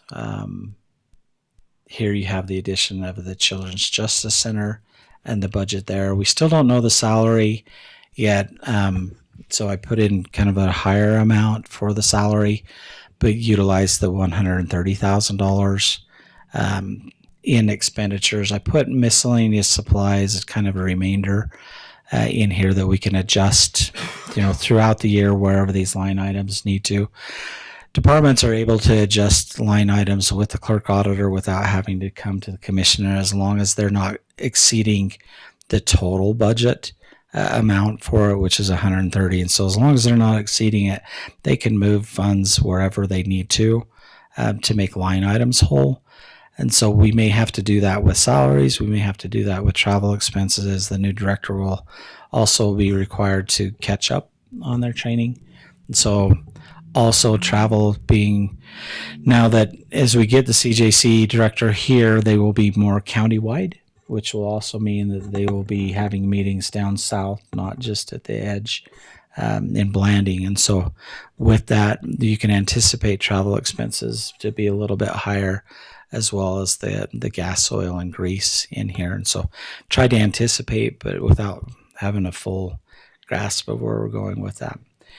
In the sheriff's department, you kind of see this trend, which is kind of concerning for me with 2022, 2023, where we have a higher amount of expenditures in this department that qualify for ARPA funds. You have those in here to purchase those additional supplies, additional things that catches us up to date, and then hopefully on the renewal. So for example, you purchased tasers this year, we purchased the vests this year, for the body armor. So things like that we can attribute to ARPA, we have.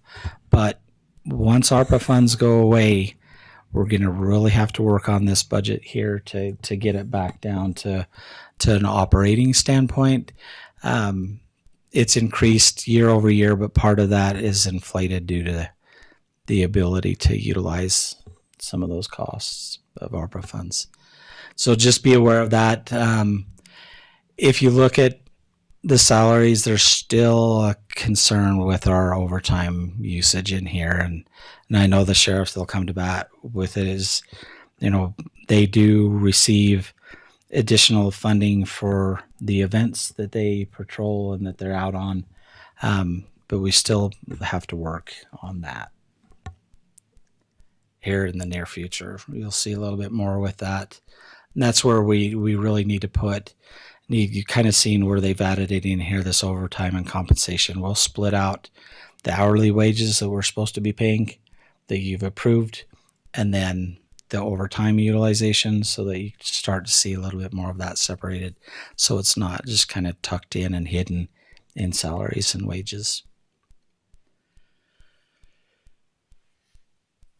With the Cal Black Airport, which is coming up, these departments are pretty standard across the board. We've tried to if you look at the 2023 final, they're pretty close within margin, unless they had a request for an increase. We looked at the 2023 actual expenditure, kind of that trend line. For example, this is kind of how we look at it, is I look at 2021, 2022, and 2023 to try to formulate, okay, where are we going to land here in 2024? This year on actual for telephone, they're at 9,000. And so I bumped that up, knowing that we're not year end yet on this number. Like we'll be closer to probably 9.2 in here.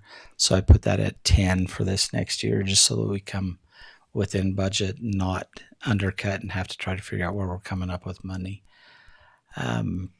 That's kind of as they made their requests in here. You see the tentative budget, which was their department requests. If I was able to give it to them, I did, where we could, where it seemed to be reasonable on those. And so that's why we have that tentative budget here alongside it, so you can kind of look at the comparison between the two. You take it down at the jail, where you look at the telephone expenses in here. They had requested 22. Well, they still haven't even hit 16. They're at 17, 16, 16. So I stuck it at 16 and didn't do the 22,000 requests. And so that was kind of how I went through and analyzed these budgets when I was looking to come up with that 4.5. When you take cuts out of the departments, you don't really get a lot. there's not a lot of fluff in there, but where there was, and I could take it and it wasn't trend, then we didn't give it in there. But if they had special department requests, then I tried to match those. I have a question on the jail. It's all expenses. Do they have a income? I mean, They do. we generate funds from. They do, yes. So with that, Yep, they do have an expense or the state pays for state inmates, and so they do have but revenue. doesn't show in the budget That's up at the top. on the top. Yeah, in the revenue. And that's the hard part is you see a separation of revenue up at the top, expenses down below. On an Yeah, accounting okay. perspective, it's kind of that way in your checkbook as well. It's like you have the revenue coming in and then your expenditures underneath it. And so here the jail does have revenue, state inmate revenue. They have obviously the citations that they write, we get a revenue off of that. We get a revenue off of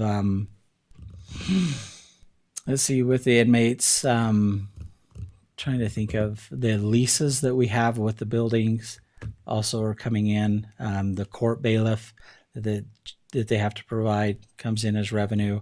These events that the sheriff does, where they go out and stage or patrol an event, they receive revenue from those, and those are all up above in the line items. And so when they presented the department reports, they gave you a sheet that showed the revenues that were coming in. So they do have a revenue that kind of helps offset their costs for the jail. Sometimes I ask questions and maybe people are looking and asking the questions. So anyway. Yeah, they do have a pretty good revenue. And if you remember last year, we really went to bat across the board. The sheriffs did about getting more inmate funds from the state because they weren't equal. The state themselves, the cost for an inmate was incredibly high, but yet they weren't paying counties that equal pro rata share. They were less. Yeah. Well, our inmates, and especially our special programs that we offer here, are kind of contributing and helping the state out. And so sheriffs across the board argued that, hey, state, you need to pay more because the state inmates cost you more. Why it costs us just as much, and help balance that out a little. And they did. I wouldn't say that they're equal on par. The state was able to build a brand new building and max it out pretty quickly. But we do receive those state funds for our inmates. And the hard part too with that though is those are for state inmates. Our local inmates, that's different. We don't receive a revenue for state inmates unless the court orders restitution, things like that come in. But outside of that, county inmates, not so much. And so there are kids. So there are kids, and we pay for our kids. Yep. Let's see. Inmate commissary we need to work on. That'll be at a later date. You've got kind of just the general services. You're starting to get into Tammy's realm in here. Television and communications pretty much kind of stuck them flat, but we are able to use ARPA funds for the equipment purchases on here. Last year I only spent $9,000 of that, so this year I just kind of anticipated similar. Just as a reminder, television and communications, this is our this isn't our 911 system or anything like that. This is our VHF system, our radios that we currently have, our towers that we have. This is also the TV side of it. We have TV towers here and TV systems, microwaves that bounce the free TV system. So those towers help the little aerial TV. I mean, people don't have. Correct. Yeah. So we do have the antenna TV, the high definition that we offer here, free service. But the county, that's something that we have to provide for our citizens, and we do. Under this budget, we have a San Juan TV, San Juan TV. He's in Cortez. He comes over and he monitors all of the TV broadcasts if there's an issue with Emergency, things like that. well that, and if there's a client, if there's one of the citizens that their TV isn't working and they've messed with their antenna and can't get free TV to work, he will step in and answer their questions and help them through that system. And so we utilize him a lot. He's got videos in most of the TV rooms that are up on the hills, and monitors to make sure that people don't go in and vandalize the systems, kind of protects that system. Historic Commission, they're kind of a constant 5,000. We've continued that 5,000 forward. And so this is literally just for the operations of the Historic Commission, which is operation-wise was kind of the storage of historic materials and documents, the publishing of the Blue Mountain Times, and they had a bunch of historic photos, the software that paid for the digitalization and the storage for that. So they're kind of changing gears and pushing more to blanding in the depository there under the museum, which is a little bit more controlled environment with us. We will use this to complete in 2023, use some of these funds to complete the commission images and the pictures that we received. That we'll hang those on the wall in here. So we'll use some of those funds to complete that project that they helped us out in. USU did ask you for an increase in their budget, and so we kept that increase in here. So far to date, they've only spent $31,000 of their allotted budget, which was $36,000. But where they did ask for that increase on there, they're kind of that contract obligation that we do have to support. USU has been great here with extension services, and so you do have that increase in here.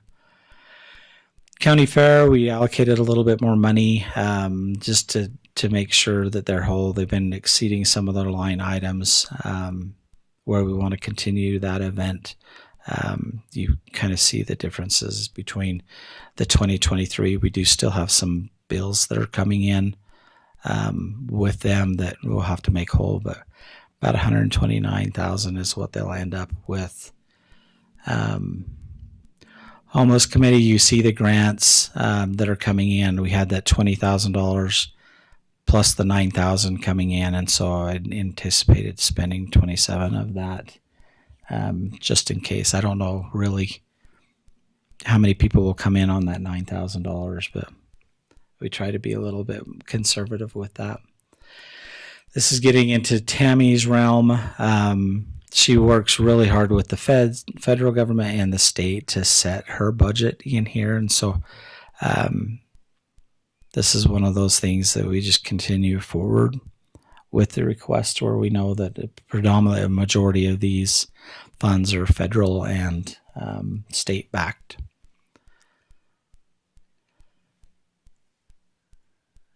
Senior centers, you kind of see the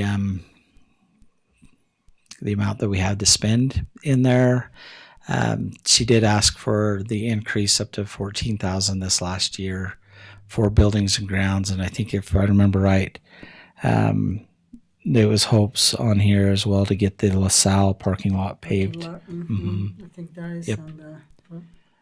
Yeah, and so you kind of see that in here with Congregate Mills, home delivery mills that she just approved on the contract today. Let me see, this is kind of all into Tammy's area. Cal Black Airport, similar, we've got some solar batteries that are dying out there that we've got to replace, and so we've got to figure that one out.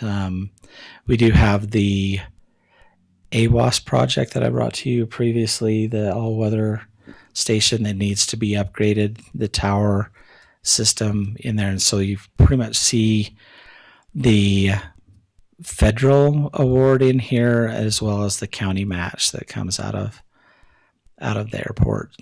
We do have still 20,000 of the COVID response ARPA funds that need to be spent out of this budget as well. That was strictly for the airport. Special projects, when you get down into this item, these are, we still have funds for the general plan in here that we need to work on. We also have to work on our planning ordinance that's in here. The miscellaneous services, just to highlight that one, this is the rodeo. We bumped that up from overall we spent 108,000 last year. We bumped that to 110,000 on there, and that was Commissioner what we had worked with you on and letting Kara know that was kind of where they were at.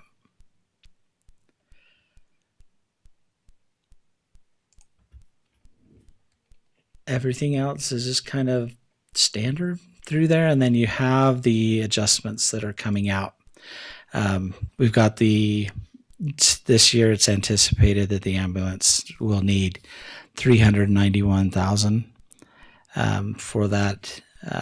We've got 200,000 going to the library out of our funds, and then you've got the 375,000 is kind of split up and goes to whether it's capital funds that are carrying through or our tort liability that we've got to make whole for the deficit that we've got to recover from our ambulance fund as well as our tax liability fund, I believe it was. And so you kind of see those. That's the general fund budget. Those are the road fund. We kind of leave to where it's at. It's not coming in necessarily as a balanced budget. What we do on this fund is we will transfer from our road capital fund into this account and use this as kind of general operation fund. And so we will go through and make sure that one's whole at the end of the day. So in the budgets, there's not, just to throw it out there, there's not anticipated increases to salaries or wages here at the county. And so if you choose to provide an increase in salaries this year, those aren't in here, and we will make those adjustments at a later date. And so there's still some fine tuning, but the road fund and the road capital fund tend to ebb and flow throughout the year.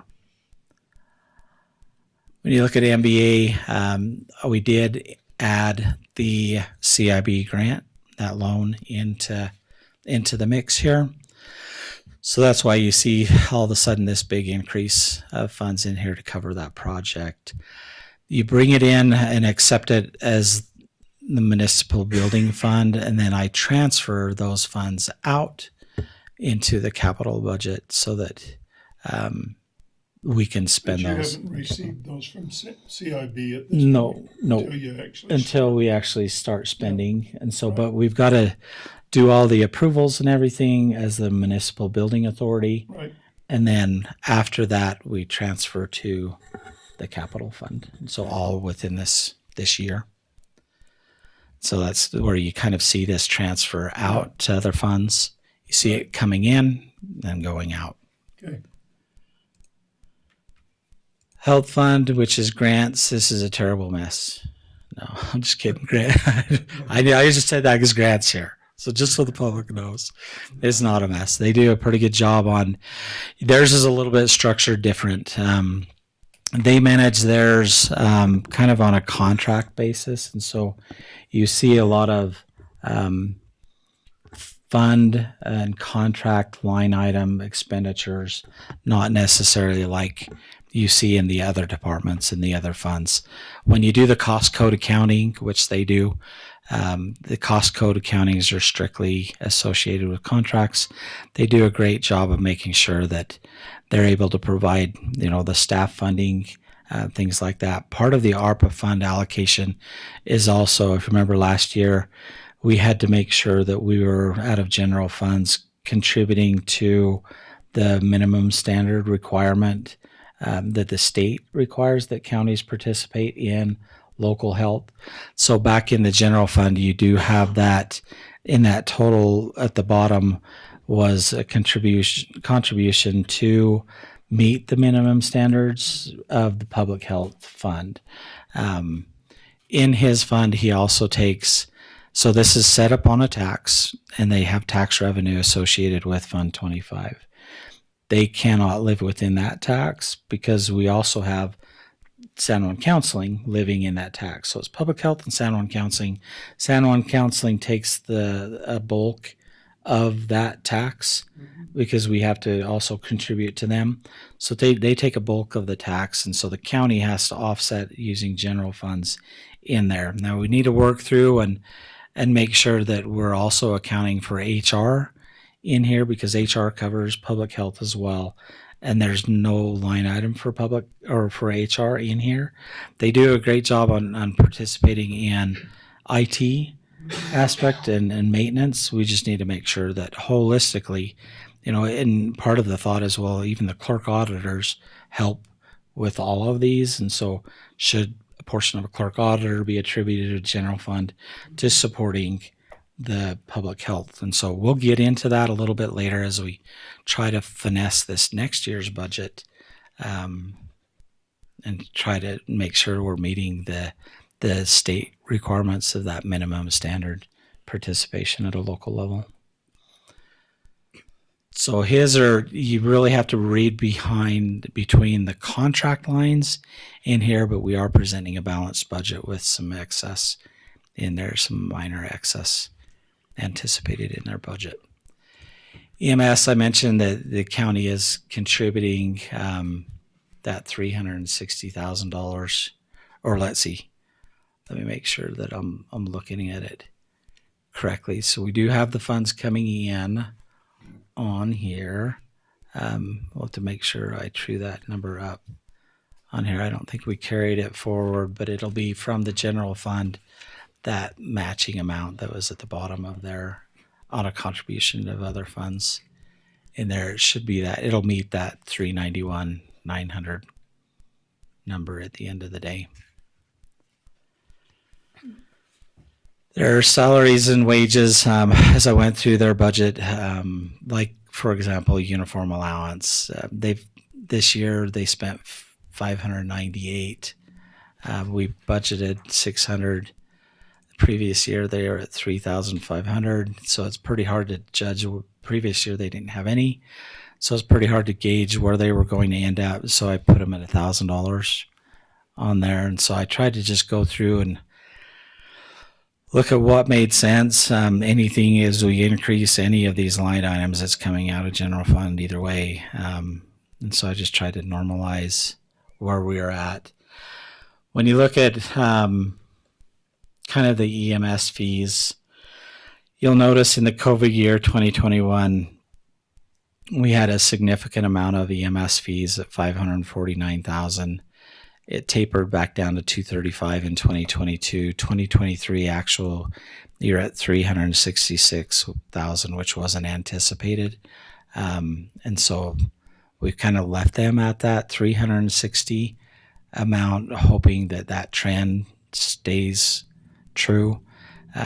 But as we discuss with the municipalities and look at that overall system, we think that there's the number will come down, huh? Or go up on EMS fees. I know that we tried to implement a program where if you're on the if you're riding an ambulance, that you fill out a form, and in that form you track what you use. My understanding is we've gotten away from that form, so there's some confusion on the billing side of it of what we've actually used because there's not the documentation behind it to support it. And so we just need to follow through and find some efficiencies within that system, so that when we bill for it, we're billing appropriately. That was one of the things that was mentioned in that audit, was we really need to make sure that we're asking for and marking what services we actually provided on there, and if that's a Medicaid allowable expense, that we're adding those to the forms as well on there. I just want to make a comment before you go. With all your programs and grants, we won't have the nice lots of the nice things. You know, you guys have lots of extra that I don't think the county can provide with your grants. And so I have independent grants in my previous life. I appreciate what you guys do, and I see, I have seen my grandkids come with amazing things that collect. Not sure it's because of what you service you guys, your agency or whatever it's called, provide. And so I appreciate that, and Thanks trying so to much. keep track of all Like- those grants. And Thank you. Like Max said, the minimum performance standards funding from the county enables all of those other grants. So oh yeah, yeah, so And to so- have that foundation, then we are able to qualify for all of those other grants. So and so it's I'm- good that we can partner and Thank you. have all Right. this. Team Good effort. thing. That's Thank what we say you. about public health and a lot of what we do, right? It's a team effort. So Thank you so much. thanks for and saying that. Thanks for all the support and the hard work there. we'll see. Is that it? No. This is the geeky stuff. Are we, Hold on. it's I was like, I'm- can't you little I'm kids? bored. Are we there yet? He's just trying to wear us out. I know. Between me and it's my fault. I talk too much. No, I do I too. had to say something. It's otherwise- important that you know. Let's see, I'll have Lyman enter that number in there real fast. So, Lyman, are you able to switch to your computer? And then on that line, enter the 391,900. I don't know what happened to us there the other day. Yep. Okay, hold on. Let me take over. Okay. I'll put you right where you need to enter that. So it's contribution of other funds. So right there, enter 391,900. Perfect. Awesome. Okay. CRA is our Bluff redevelopment agency that we approved there. And so you will see allocations coming out of this, as well as tax revenue coming in here. Portion of that tax revenue we take for administration fees. It kind of helps us administer the RDA program and project area. But then you'll also see the contributions that we've agreed to that go back to the developer for the improvements for the Bluff cliff dwellings right there. The capital project funds, like I mentioned, we tucked those funds into here. So you plus the jail. And so there's not overall aspect when you look at it, it's not significantly deep because we also carry over funds that were remaining in here last year, carry those forward like the landfill project. Our asphalt projects were in here that we still have to have them come back and reseal. The previous ARPA awards were also now put into this as well. And so there's some of those that are carried over that makes it look like you have a lot of money, but in actuality on the expenditure side, you don't have a lot. And then we'll fine tune this year as we go through and make sure that we're meeting and spending all of our ARPA funds in this account. So this will adjust, but know that these are our projects that we have ongoing throughout the county, which here you have that HVAC project going on. The boiler grant that we received as part of the funds that are tucked in here. Public safety building. And then you've got the landfill that's down here. We also have the Pack Creek project that needs to come in and come out of this capital fund. And so that's where you see kind of this revenue coming in, the revenue stream from the federal grants, the awards that we received, as well as the landfill contribution to their project. Road Capital Fund, which I mentioned, is anything that builds in the capital fund, the additional funds that we received for B roads, D roads, goes into this account. Landfill is an enterprise fund, so they make their money, they can keep their money, but yet they've presented a pretty consistent budget through here but you also see the increase in the recyclable revenue that'll come in that now goes down to the employees on kind of that bonus that goes out to the employees. And so you kind of see that on the other benefits line is where we've tucked that in there. But here, pretty normalized on expenditures throughout. No real significant requests on there as we try to build back up that capital revenue that they're allowed to have. Tort liability funds. This is just kind of consistent with where we're at on the tort liability and the need to pay back that deficit. This is where those come into. We pay those out of there.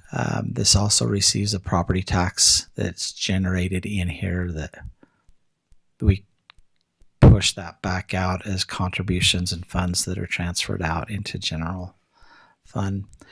Tax stability fund. This one here is we've met our tax stability obligation, so we were required by the state, or not required, it's allowed by the state to tuck away money to stabilize the tax, to utilize that tax stabilization fund in a future year where taxes are not stable. We're asking this year the state legislature to open this up. Any time we use tax stability funds in the actual account, we have to go to the taxpayers and ask if we can use that. We're asking the state legislatures to change and modify that as we get these appeals, and we've overpaid some of the central tax property owners if we've overpaid them a tax, or we underpaid them and now we've got to refund them taxes and pay them back. Hopefully we can use the tax stability trust fund to do that. But however, every year we do collect an interest on this account, and that interest we transfer back into general fund so we can use it year. So long as you've met that threshold of how much has to be in the account, then you can utilize interest wherever you want to. 7.5 million. Yes, on the tax stability, yeah. But all interest earnings on it can go out, and so you see this year actual tax or interest received on there and earned $274,000. So it's been a good year as far as interest, poor year for consumers, and so you see that increase kind of across the board as the interest rates have increased, and we were able to recapture some of those additional funds that have been earned. Library fund, similar situation. I'll have to look and see. Some of the entries are messed up in here for some reason. There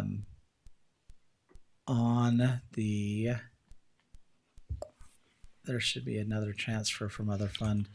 Lyman, will you put the 292 in here?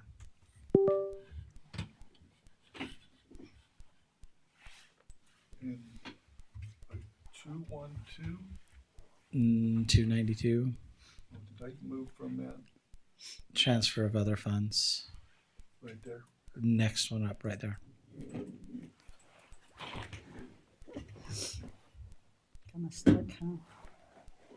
7, 20. What was the next set of numbers? 292. So we will transfer those in utilizing the ARPA funds this year as much as we can. Then LATCF, the rest of them.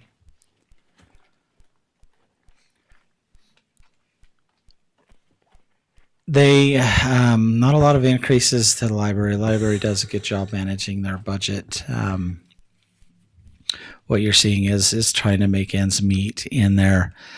They do in 2022. We use the 89 as the beginning budget. We really don't know yet where we'll end up in here. It'll be pretty close to ending with what they were approved, but it's pretty hard to tell to add a beginning fund balance in here, and so we didn't, especially where we're trying to use where we have to use ARPA funds on there. We were just trying to push LATCFS funds out of the way, hold them for the rainy day, but use the ARPA funds first in our library system. So we'll make them whole. Even if you do approve an increase today, we will go through all of these funds to make sure that we're whole, but just know that we will use the LITCF funds to do so. Mental health and so that was pretty much all of it. Mental health is not a budget. It's just a pass through from the health district or the health fund. So in here, I do want to point out in overall, to make this budget, the ends meet this year, I've had to use 1.1 of ARPA funds. And like I mentioned, some of them are overinflated so that we can get these purchases out of the way and not have to have them. If I can update all the computers and all the computers are updated throughout the county using ARPA funds, we won't have to do that for several years, hopefully. If I can get all of the sheriff equipment all upgraded and up to date, then we won't have to use taxpayer funds for those for multiple years, hopefully. And so with that, as we've entered in and we're starting to spend more of our LATCF funds, I've got 1.4 in here to balance the budgets. So with that, you're looking at pretty close to $2.6 million of money that is excess to us, but is not sustainable. After we use the $8 million of LATCF funds, those go away. ARPA funds go away this year in 2024. So just keep it on the top of your head that your taxes have stabilized. They haven't increased. So if we're looking for additional funds, we do have to severely consider a tax increase to multiple funds on here. Because if you're using $2 million, and if you approve an increase today, you're close to $2 million in LITCF funds. Anything in addition to that to try to make these other department whole, we'll have to utilize. And so basically what I'm telling you is you are living on dollars that we do not have. Once those funds go away, we're going to have to seriously make some super hard decisions. But we have some time. But kind of like as other counties and other cities do the same thing, every year they go through a truth in taxation and try to capture growth, new growth. So as you add a new home to our property value evaluation, what that does, and it's a gift, it helps. Those citizens pay less of a tax because we're a fixed amount that we need to receive in our budget. And so as you bring on new homes, new properties, things like that are subdivided, it reduces the certified rate that we receive to make us whole on our budget. And so that's why some of the cities and some of the counties that are experiencing growth, they automatically truth in taxation every year and adjust the rate to capture funds to meet the services. There will come a point in time in your budget where as these funds are no longer, we'll either have to make a hard decision and have a high increase in tax to make ends meet, or we look at, and I'll leave it on the table because as we push and we try to train our departments to seek these federal grants and seek these opportunities, it helps us forego using taxes. Some of our grants may require a match, and if it requires a match, it's a little bit. It's not the whole thing. And so we strongly continue to encourage our employees and our department heads to look for and seek for these grant opportunities to help us offset our budget, because they do.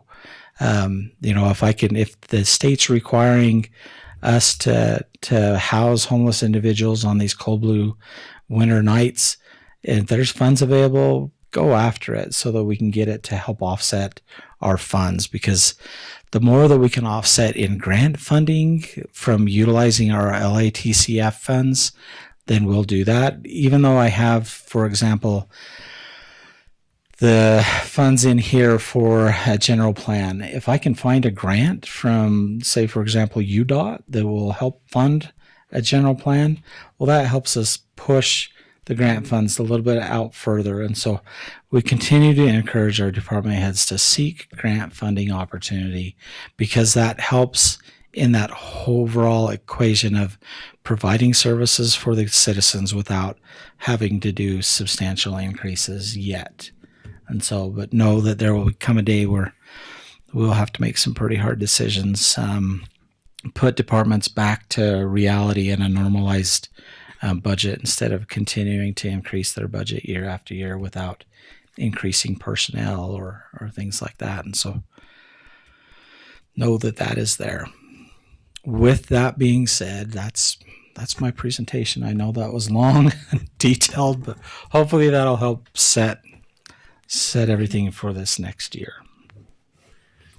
Okay, what I'm going to suggest is that we approve this budget.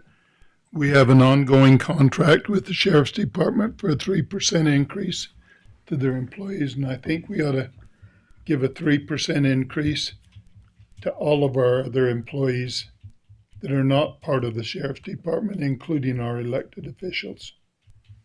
So the 3% would be all the other employees, because the Sheriff's Department is receiving a 3% automatically. And then we want to include our elected officials in that same 3% increase to keep them up with the market. So if somebody wants to make a motion to approve the proposed 2024 budget and include in that a 3% increase to our county departments and elected officials to match the ongoing 3% increase in the Sheriff's Department. Is this something that they get every year? Yep. 3% Yep. increase. They So, get, so if we make this motion, it will carry out all the time, not just for this year. It be well, we don't want to give them a 3% on top of their 3%. no. We just want to give everybody else a 3% like okay. the So Sheriff's we're just trying Department's to getting. equalize it. Yeah, basically. equalize it for everybody. Okay. Okay. Do you want me to state the motion and then Yeah, so it can be clear. we want to approve the 2024 proposed budget, and we want to include in that a 3% increase for all the departments other than the Sheriff's Department and elected officials, because the Sheriff's Department is getting an automatic 3% increase. And so just to equalize it. Yeah, basically. equalize it. Okay, I'll make a motion. Okay. Sylvia makes that motion and I'll second. Jamie seconds. Any further discussion? Is that clear to you, Lyman? And We'll have to check and make sure that that step in pay is the 3%. It may be yeah, I think it is. something, but if you stick within that pay plan, whatever that percentage is Yeah. what their anticipated increase would be. Okay. And then outside of the elected officials, that makes sense. Okay. All in favor of the motion, say aye. Aye. Aye. Aye also. That's 3 in favor, 0 opposed. Okay, where are we on our agenda? Are we ready to? So, yeah, that was it. Just a reminder, real quick. Breakfast? 2 of you need to be thinking of who wants to be chair for we have this to do next this year. now. You don't have to do it today. On the next commission meeting, you're gonna have to arm wrestle or do something to who's gonna be chair. I would So oftentimes we've had the existing chair remain as chair, but where Commissioner Adams is still on the fence whether he's staying or going. Oh, really? If they're not a U supporter, we're going to be in trouble. But Commissioner Adams chooses not to run for re-election this next year. It would be good to have somebody that will have that experience of being chair on there. So just be thinking about it. There's no decisions to be made today, but I wanted to just to remind you of that opportunity, as well as be thinking of the boards that you've been assigned to. If there's changes in the boards that you want to make, that's the month to do so as well. Get choice about if you want to stay in the ones we are. Absolutely, it can be the choice. So typically, that's Can't usually be- what it can't is. choose to be on the CIB though. Yeah, no, CIB The is a governor appoints that. special caveat, and so, and we were, So you mean I had to send him some Argentine cookies? yeah, No, I'm yeah, just kidding. something. I mean, you think about Commissioner Adams, and I mean, Oh, I know. He has shoes this big. I mean, yes, how yeah. can we- So we need to get more of your training while he's still here, and Yeah. so this is an opportunity where you can get some of that training and guidance. Does anybody need to make a commission report for that? Commission reports is left. I just want to just do more talking, I guess. It have been a year. I can't believe how fast in some way went, and in some way was kind of slow as I was learning things. And I remember the first time I went over the budget, how scary and it was. And now just sitting here, seeing improvements. And so hopefully it's keep getting better. And I see the money that was spent for me as a commissioner to go for training, which I'm very appreciative because you learn a lot. It makes it easy to accept when somebody says something because you understand the why of things instead of questioning, well, can we do it this other way or this other way? Those rules, especially for the new commissioner training, they were so valuable. I had never had this type of trainings for organization, and it was just, I felt like it was a good thing, participating in the different boards, and it has been very valuable. I've gone to the legislature, even though at times I felt like, or failed or questioned that why we were gone so much. It was worthwhile because the connections and that I felt like personally had built up, and working with with the 7th county has given us an opportunity for me to be able to invite people to come to the county, and I feel like those opportunities are gonna pay, maybe not now, but for the future. I think there's ways that we can pay back for the money that have been spent, and I'm very appreciative of the training. There were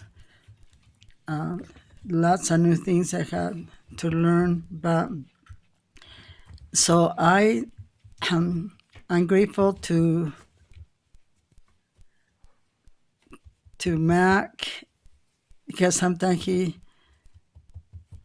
I had to remember so many names, so I was appreciative if he can say hello to the person with a name so I can repeat it. But there's time when neither one of us could remember, and so he had been good at just kind of helped me to understand a complete new different world, and still respecting my own autonomy. And I think the training made it easy for me to make those decisions because I knew the rules. I didn't have to come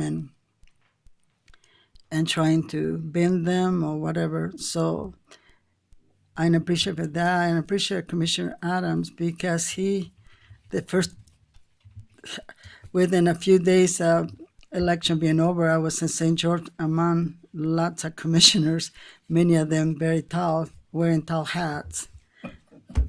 And it was a little bit intimidating, but Commissioner Adams, he just came and grabbed me where I was sitting down, and I had to run behind him as we went and got introduced. And it had been one of the best things for me, and maybe I hope I don't get too overconfident and start thinking I can do it without still help. But I appreciate that, and because I felt like I had given me a foundation to be able to understand. And as we look at the budget and we look at the future, that we need to figure out ways not only to look for grants money, we need to look for growth. And I know that that's one of the hardest things. I made the commitment to come to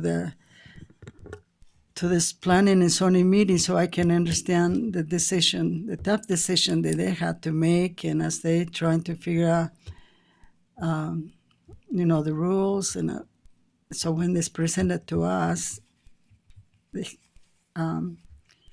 we know they had jumped, the people applying for the permits and different things, they had jumped through all the hoops necessary, and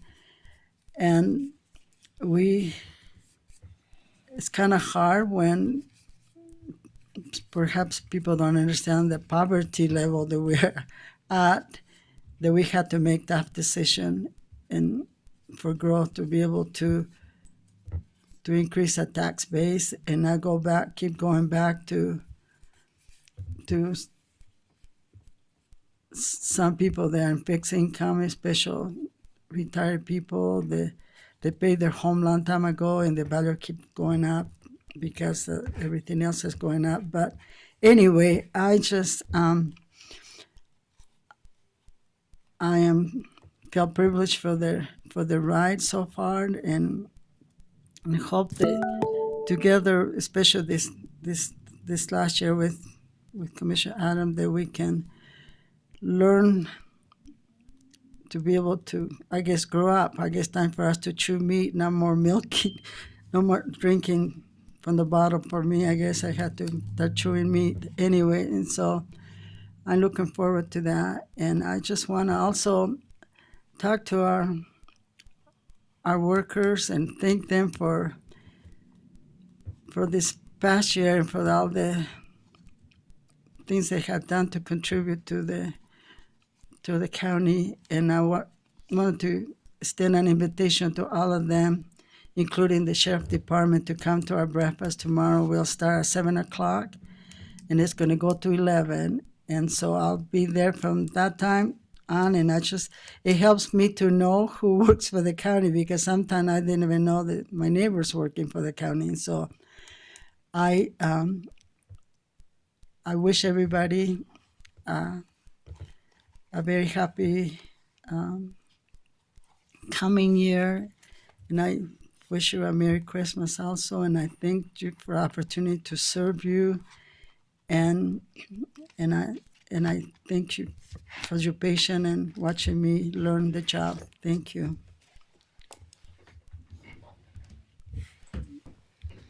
I only have one item to report, Commissioners. We actually had a meeting with Representative Christine Watkins. She came on Friday, December 8th. The meeting was about the Council of Governments, and we had the mayor from Bluff attend, as well as mayor from Blanding and Monticello, and we met Representative Watkins' new staff member, and it was a new meeting for me, but our next scheduled meeting is going to be in March of the new year. And as we were talking about EMS services, I think that would be a great place to sit down and have that discussion. But the meeting was it was my first time. It was meet and greet for all of us, and we got to kind of talk about some of the organizations that the mayors are part of, so I wasn't aware of that. But that was a new meeting for me. So the second meeting going in is going to be in March. It'll be here, I believe. But anyhow, that's the only report I have, other than Happy holidays to everyone. Happy, safe new year. And I appreciate you commissioners, especially Commissioner Adams, for his mentorship. I wish we could continue that. Maybe you need to rethink not running because you're still an important person that we need in place. So, but thank you so much, Commissioner Stubbs and Commissioner Adams. Thank you. It's been a great year, and so that's all I have to say. Thank you. Well, I want to wish everybody a happy New Year and Merry Christmas, and appreciate all the staff, especially Mac, for all his hard work. If we paid him by the hour, we'd be paying him a lot more than we do because he works a lot of hours. Well, I had to say the other day, it was 2:30 in the morning. I've been working in a project, and I answered to Mac on an email that came earlier. I was going through my emails about 2:30 in the morning. He said, "Go to sleep," and I said, "You go to sleep too." And so, yeah, Yeah, he works a lot. But we have a good commission.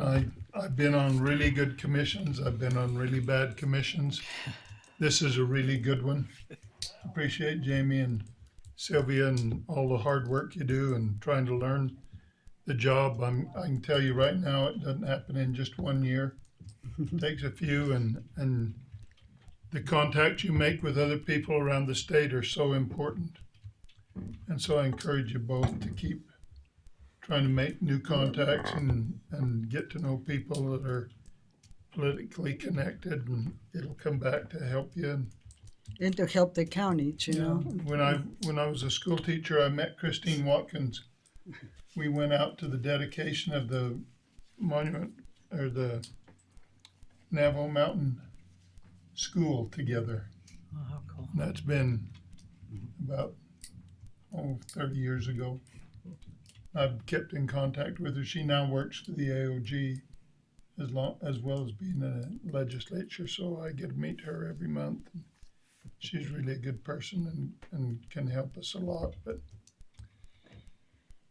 appreciate all the staff and the county employees, how hard they work for us and make us look good. And we'll just look forward to another good year with you guys. And Amen. we have one more motion to make.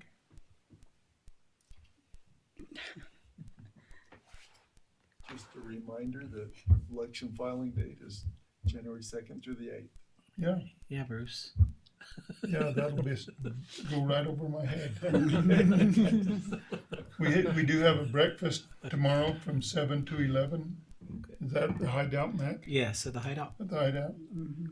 If nobody wants to make a motion to adjourn, I will. I'll make a motion to adjourn. Okay. We have a motion to adjourn. All in favor say aye. Aye. Aye. Aye also. So we're now adjourned. Very good. Do we, Good job, guys. do we need to visit about with, Breakfast? We want, oh, yes. Yeah. Okay. We've got a 2:00 with Back Creek.